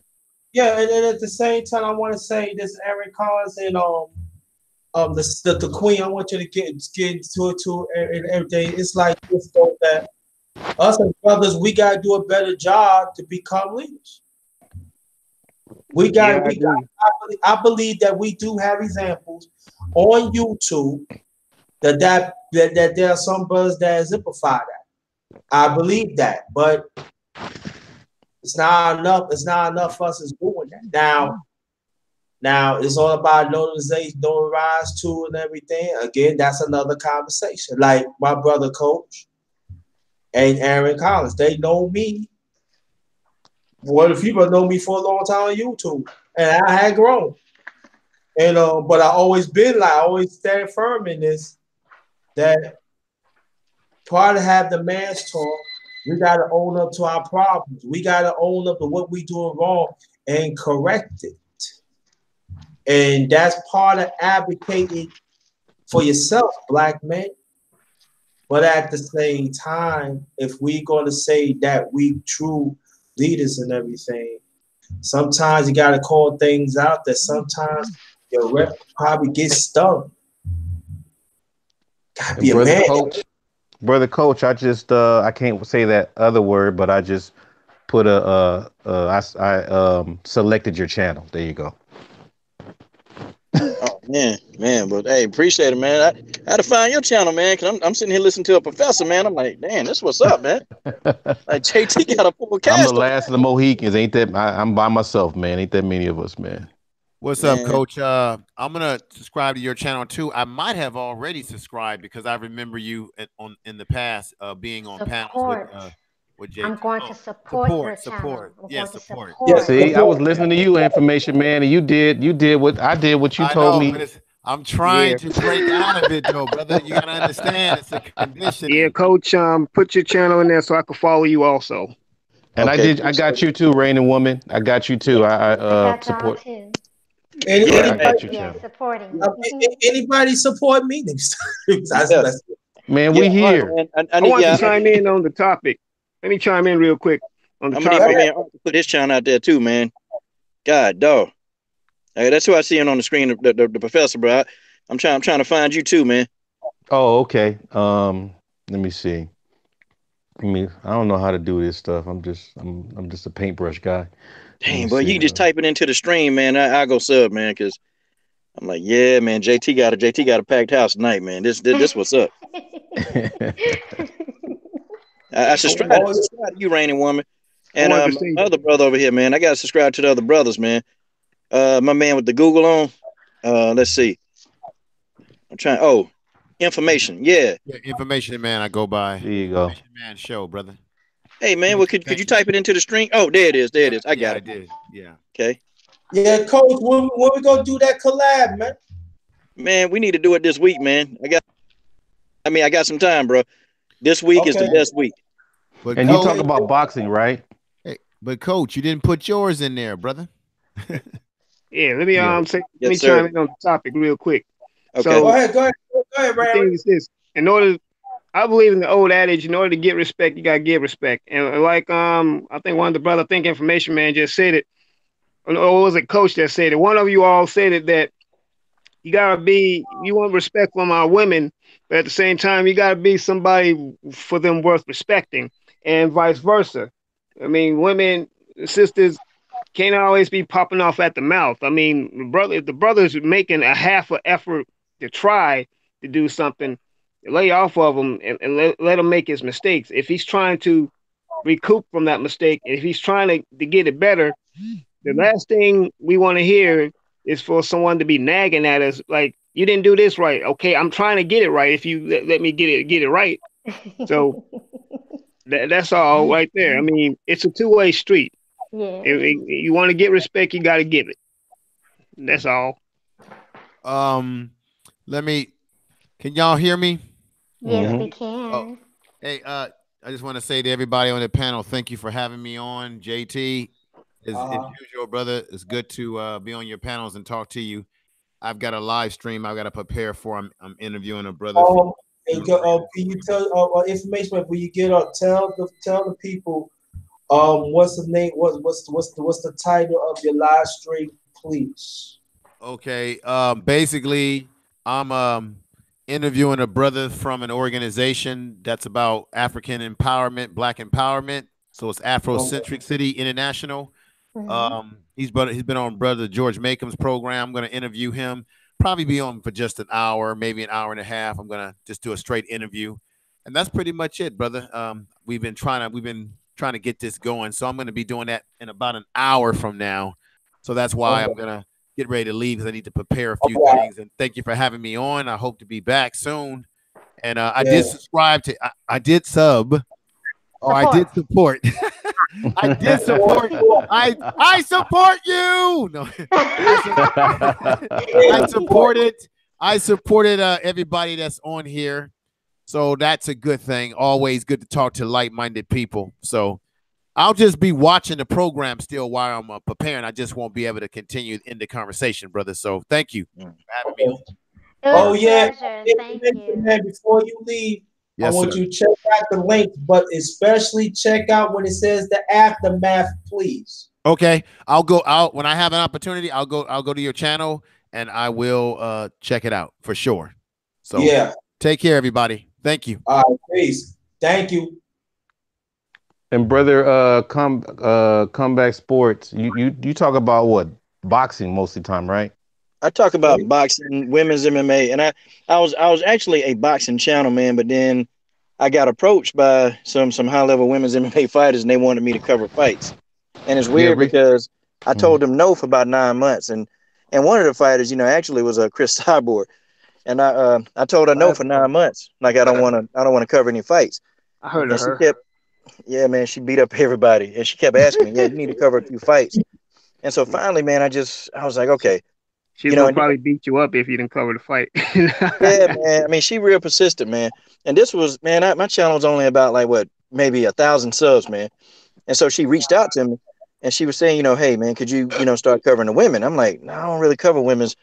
I don't really cover it. But then I started noticing the injustices and, how they started treating the women. So I split my channel up, and it was a risk, man, because half of my subs are boxing subs, the other half they come to me for MMA and women's MMA.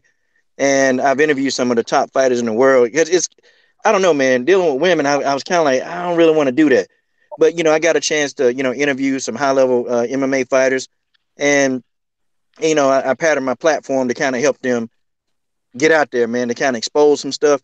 So it's been a change for me, man. It's been a real change. But I've in 2018 I've interviewed 10 of the top women's fighters in the world, man, Oh, including Chris Cyborg. congratulations, brother. Yeah, so Congratulations. if y'all see a lot of women's MMA talk, don't worry, the boxing talk still be there too. So it's still there. Okay, well, I'll definitely peep out. Richard Steele used to be my trainer when I was little. Man, Richard Steele, man, that's a Hall of Fame referee. Yeah, he used to be my trainer. He put me through a lot, but it was worth it. Me and his Man, son. man. Me and his son. His son is a little older than me, but yeah, it was quite interesting. Yeah, coach, I just followed you too, coach. Okay, and oh no, I gotta follow you, man. Let's see. Yeah, if you I've type been your name following in there, Aaron. man. Yeah, I'm the real Aaron. All right. He got a lot of Coach, stuff. coach, Yes, sir. I want you to tell the people about our collab that we planning for a while, and tell why it is very essential. We're gonna do an MMA collab, and it's important, man, because we gotta really talk about some of the stuff that's wrong with the sport. Uh, how some of our people, man, they don't get the opportunities that they need, man. You know, and I think me and JT are probably the ones we can speak on some of this stuff. All right, Uh, coach, I just typed something. oh yeah, Well, I'll I type can. it in. I don't know And because I like I said. Oh, go ahead. I'm sorry. Oh, I I'm see sorry. the real Aaron Thomas. I got you. And also, what me and Coach we're gonna talk about health Oh of yeah, men, helping. health Yeah, of women. Why it is very essential that of certain people of MMA of practice. I mean, when they train, that we could actually do the same thing and be healthy. He going to actually, coach will actually gonna give us the game of certain foods to eat, of certain things to stay away from, of certain exercise that we could do with our family and stuff. Brothers, and especially sisters, this is very essential. This is like groundbreaking. I'm telling y'all, y'all need to get on this because coach is giving up the game. And I'm going to bring what I need to know. And I'm going to bring what we know. fellas. We And want. I'm I'm also gonna telling tell you the y'all. foods. I'm gonna tell you the common food that as you age, that it'll take away your erections, man. I'm telling y'all, Mm, man. I want Oh to know man. too. So when that time comes, I can be like, no, don't eat that. Don't. Yeah, yeah, I'm Yeah. like, baby, don't cook that for me. Yeah, I gotta know that one. But you don't Yeah, know. Yeah, don't but eat no. man. And people think it's a health food, man. It's crazy, man. But it's Yeah. not, man. See, they think they Yeah. slick. See, this society, they trying to slip these little nuggets in there. They're trying to slip these little pills and stuff in there, thinking that yeah, this will help you and all. No, yeah, Yeah, so I'm gonna hook up if you want. There's a brother that I know out here that does capoeira, oh yeah, and I love so capoeira. I I'll bet I be know able it. to Yeah, it's nice. probably be able to get you guys in contact because it Who was is it, kind of Art? hard to find a brother that does capoeira out here because most people that do capoeira out here are pretty much white or just not Yeah, black at all. And we even might when I know the went to same guy. Brazil, Yeah, and even when I went to Brazil, it was like, damn, any brothers doing capoeira? Because even if it's, some parts in the favelas, you got to go real deep to find somebody doing capoeira over there because yeah, it's damn near co-opted, man. It's taken over, but yeah. It's it's a good brother out here because he goes back and forth from Brazil and here. But if you want to be able to link with that to talk about fighting styles, I can get you guys in contact because he normally doesn't do Google Hangouts and stuff, but I'll get you guys in contact if you want. And is also, and, to and also, Dennis Newsom by any chance? Art. Excuse me, say it again. I was asking, is he connected by any chance to Dennis Newsom in San Diego? He's another No, capoeira not at all. He's from instructor. Orange County. He's Orange County. Okay, because I studied on capoeira when I lived in Dallas. And Dennis Newsom, for those of you who don't know, he was a practitioner in capoeira and other black martial arts, such as 52 blocks. And he was the fight choreographer for Lethal Weapon, the original movie with Mel Gibson and Danny Glover. No, this is And a young cat. This is a young okay, cat. yeah, but he believes in keeping the arts black too. Yeah, as far as capoeira, yeah. Dennis Newsom, he's out of San Diego, so I know he's real popular. Um, But and I would definitely would love to get back into capoeira. he'll Huh? definitely go into the MMA stuff for you. If you want and how that stuff if you want. yeah. Right. Okay. And also, Coach Doobie talk about boxing too. And so I'm thinking about Coach. Yes, sir. Are you going to be available in maybe 2 hours? What time is it now? The Oh man. 7 p.m. at my time. Okay. Yeah, I can be available. You want to just go on my channel and let's just get it going? No. We're gonna plan for that. I want to talk about boxing. I want to talk about Charlie and other fighters. Okay. Yeah, man. I want to talk about boxing too, because I'm tired Yeah, of how the Charlos getting treated, man. yeah, yeah, Like exactly. these guys can't have a tough fight, man. But you got Triple G out here who have tough fights, but he just had a tough Yeah. fight. But the Charlos Ooh. got exposed, man. I'm tired of this. You know what, man? I'm so sick and tired of the racism, man. That you can't even just talk about the fight like, hey, he's a good fighter. He just had a tough fight. But they always want to get the outspoken, the confident brothers. They want to get these guys. They want to see these guys, humble, saying yes sir, no sir, master. That's what they want for these guys. And it's Hmm. like they're confident, man. They had a You know tough what? fight against two savvy veterans, but oh no, they got exposed. Oh, but Triple G didn't get exposed. Get the hell out of here. It's Come like on. that going back to Jack Johnson, right? Just going that whole buck breaking. type thing to where you're feared, but we're gonna try to break you down anyway. That kind of thing. So yeah, I'm Yeah, listening, Jack man. Johnson did give him what they wanted. Unfortunately, he wound up swirling too. But Jack Johnson, he was the subject of a documentary called Unforgivable Blackness because he didn't kowtow to him. He didn't. Shoot. Jack Johnson, man, he used to parade around town with them white women, man. Yeah, Man, he threw it in their face. Basically, he was going to say, "Yeah, I got your woman. What you gonna do about it?" he was breaking them off, man. I think one of them killed herself, man, because Jack ain't want to Yeah, deal with it no more. that's true. Yeah. Jack Yeah, she Johnson was killed breaking them herself off, man. with that monkey wrench. Yeah, Johnson was Breaking 'em off. basically like, "I got your woman, and if you step up, I'm gonna knock your ass out." That's pretty much what he was saying in so many words. Yeah. Oh, Yeah. actually, Shout out to the LDBC family. Shout out to y'all. And I'm saying like this, coach, we gonna do that. I'm saying like the collab. We can. What day you want to do that? Um, we can do it Thursday evening, man. Shoot. All right, cool. We do it Thursday evening, but tonight I'm not leaving yet. But tonight, like in two, I said give like 2.5 hours. Coach is gonna come back here. We gonna talk about boxing. I'm gonna coach. If you can bring somebody on there, you can let me know. And then I'm trying to scrunch up some people. So we're gonna have a panel. We're gonna talk about boxing. We're gonna talk about racial. We gonna talk about things. We gonna talk about the art of boxing tonight, the fundamentals and stuff that the coach had encouraged me to do. So the doctors do know about boxing too. I just don't get a chance. People don't give me a chance to. So what I learned from coach and art and other brother and Rain Woman, that sometimes you got to create it for yourself. So that's what we're gonna do tonight. We're gonna create this, and then I advise people. So coach going to bring his people over here, right? Yeah. Let me see. Let me see how many I can get to roll up over here, man. I'll All see if I right. can get I'll see if I can get my man. Give me a time you want me to set it up for, coach.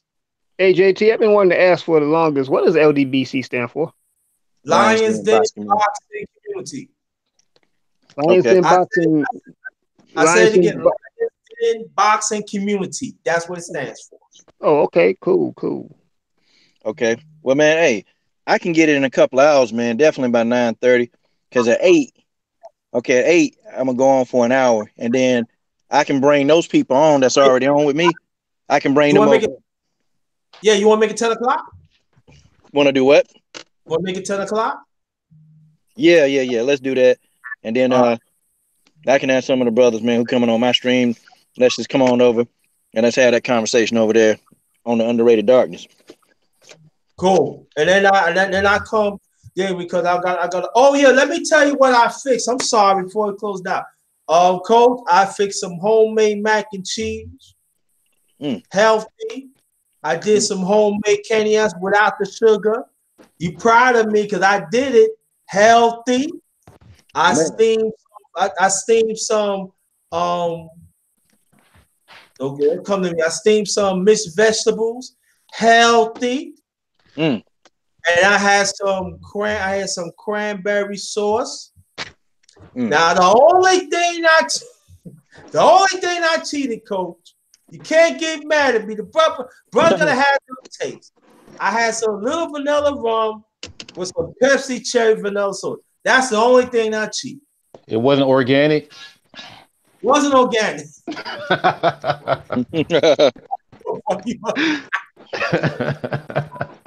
Yo, that's the only thing wasn't organic.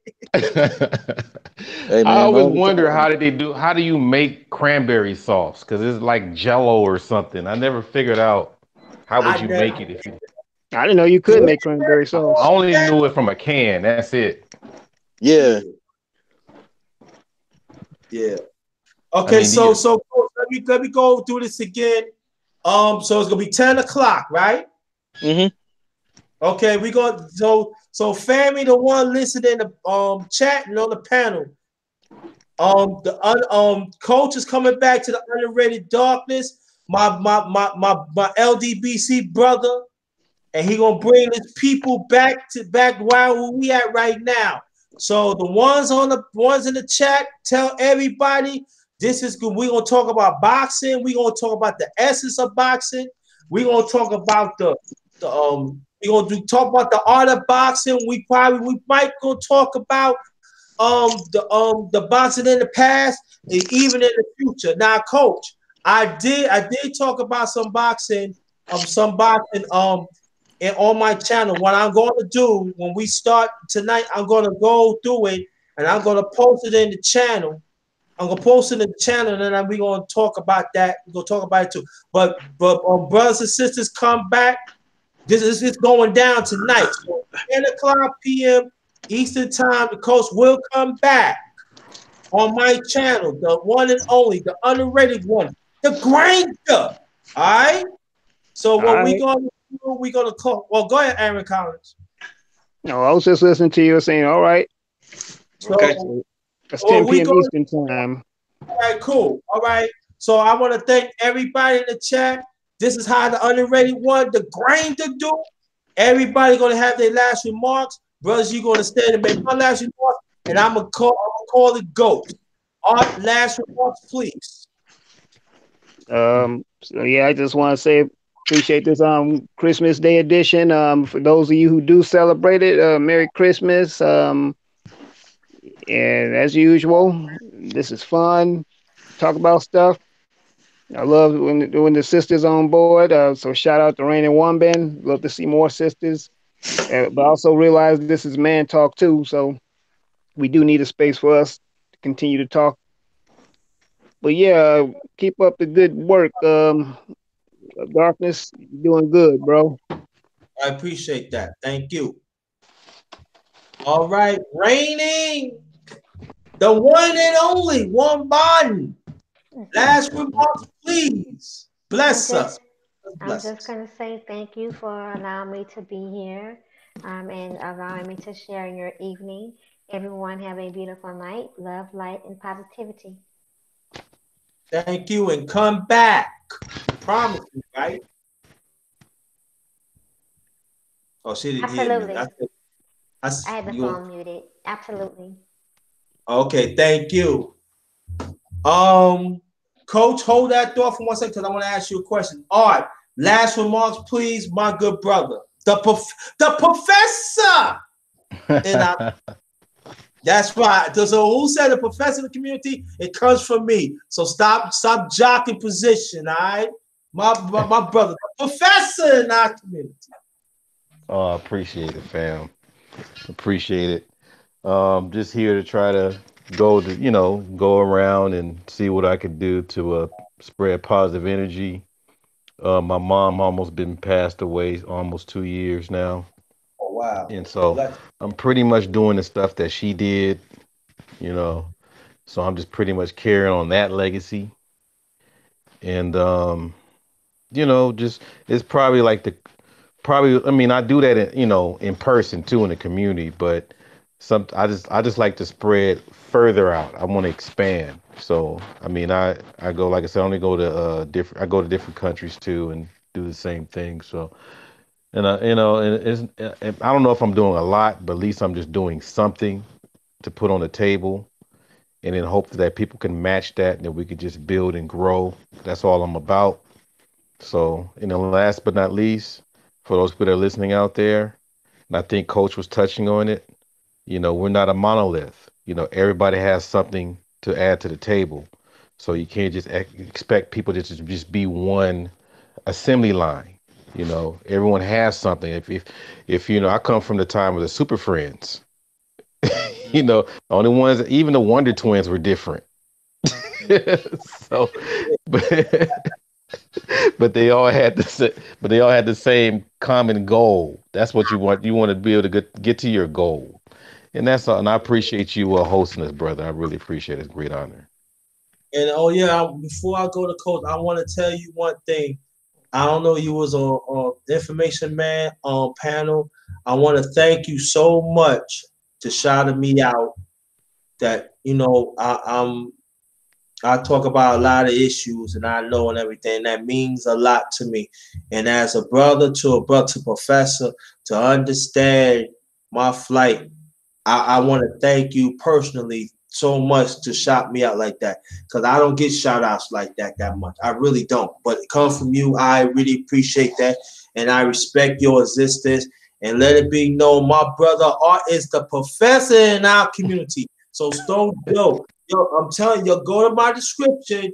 Don't stop, don't jock my position. I'm the one start that. All right. Okay, brother. There's a lot of honor coming from your brother like yourself. I really appreciate that. I appreciate that you respect me that much, and and I'm just trying to do the work, but want you to come back tonight, all right? Okay, so I'll drop in when I can Yeah, because I'm I want you to stay there because I want to make my last remarks. Coach, the okay. one I'm and here. only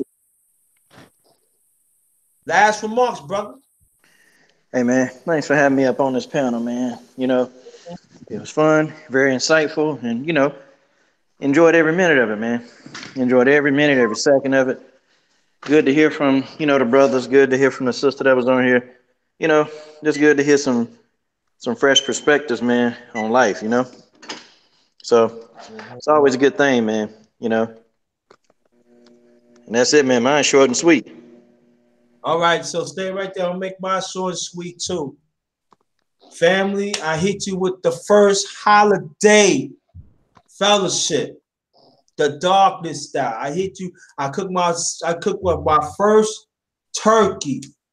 It came out a little tender, but it came out banging. I hit you with the mac and cheese. Everything healthy except the drink. Well, hey, you gotta let me through.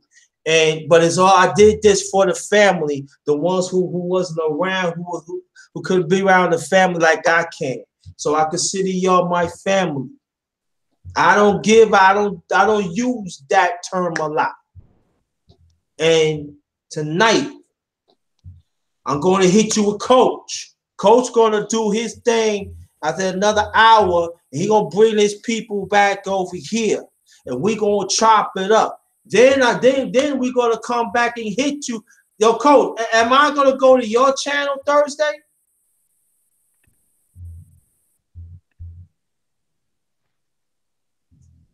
Huh? Wait a minute. Oh, okay, I'm sorry, I was on mute. All I right. What said, what was the when question we again? I'm sorry. when we do the collab Thursday, it's going to be on your channel, right? Oh, okay. Yeah, shoot you. Okay. All right. So you hear it. So I'm gonna do a collab with Coach Thursday. We're gonna find out what time it is. We're gonna let you know. So I'm telling like I told you before, when the doctor's gonna do something, I do it. Also, I want you to check in the chat. I did Brotherhood Part 1 and 2. One brother came to see me named Malik, Mr. Malik Omar. He chopped it up with me, and y'all, it's in the chat. Also, another brother came through named Sonny Boxing Talk. He was in the house in the piece. So when they said brotherhood don't exist, it does exist. Look at what that brotherhood does exist. Do a black woman, black man does exist. You see our pretty queen right there. You see Sonia. You see Monique. You see other people in here are vibing. So when they said that we cannot motivate and we cannot get along, they lying. Don't stop listening to those people. Stop it. Learn from us. So I thank Information Man. I thank Malik. I thank Art, the professor in our community. Coach, the one and only, the reigning beautiful woman. And my brother, the real Aaron Collins, formerly from Chicago, Chi-Town, Curtis Mayfield originally from. Jerry Butler originally from. See, I know stuff too. But we're going to close this out. 10 o'clock, the coach coming back here. We're going to chop it up some more things. I'm telling y'all, I'm coming through. When I come with that thing, when I come with some truth, y'all, I'm coming through. So we're going to bring some more of our family, the extended LDBC family up in the piece. All right, on that note, 10 o'clock on here. 10 o'clock, come back here, chopping it up with Coach. And everybody else in the chat, on the panel, I expect y'all to see The doctor's going to eat some more food, put some up, rest up, and then we're going to get these degrees going. All right? 10 JT, o'clock. Oh, what's JT. up? Yeah. I put a link in the chat. It's called food additives for people that when they read the back of their labels, they can Okay. get that. It's a little book. It's a booklet that you can get for like $2, I think. So Okay. I put that in. I put that link in the chat for you. Oh, no problem. So repeat that again, please. Yeah, there's a book called Food Additives, so you can read the back of your nutritional facts and then find out if it's dangerous or if it's safe, like gelatin, lecithin, monosodium glutamate, stuff like that. It lets you Right. know what these things do, so you'll be able to stay away from it or you're safe enough to eat. So I put that in Boom. your chat. I put the link in the All right. chat. Okay. Thank you. Thank you. There you go. And more. I'm telling you, you don't see no many channels like mine. You have information, give out information like that. Take advantage of information. But on that note, 10 o'clock is going down again tonight. So come back to the underrated one. This one, thanks for everything. 10 o'clock, but this one, get host.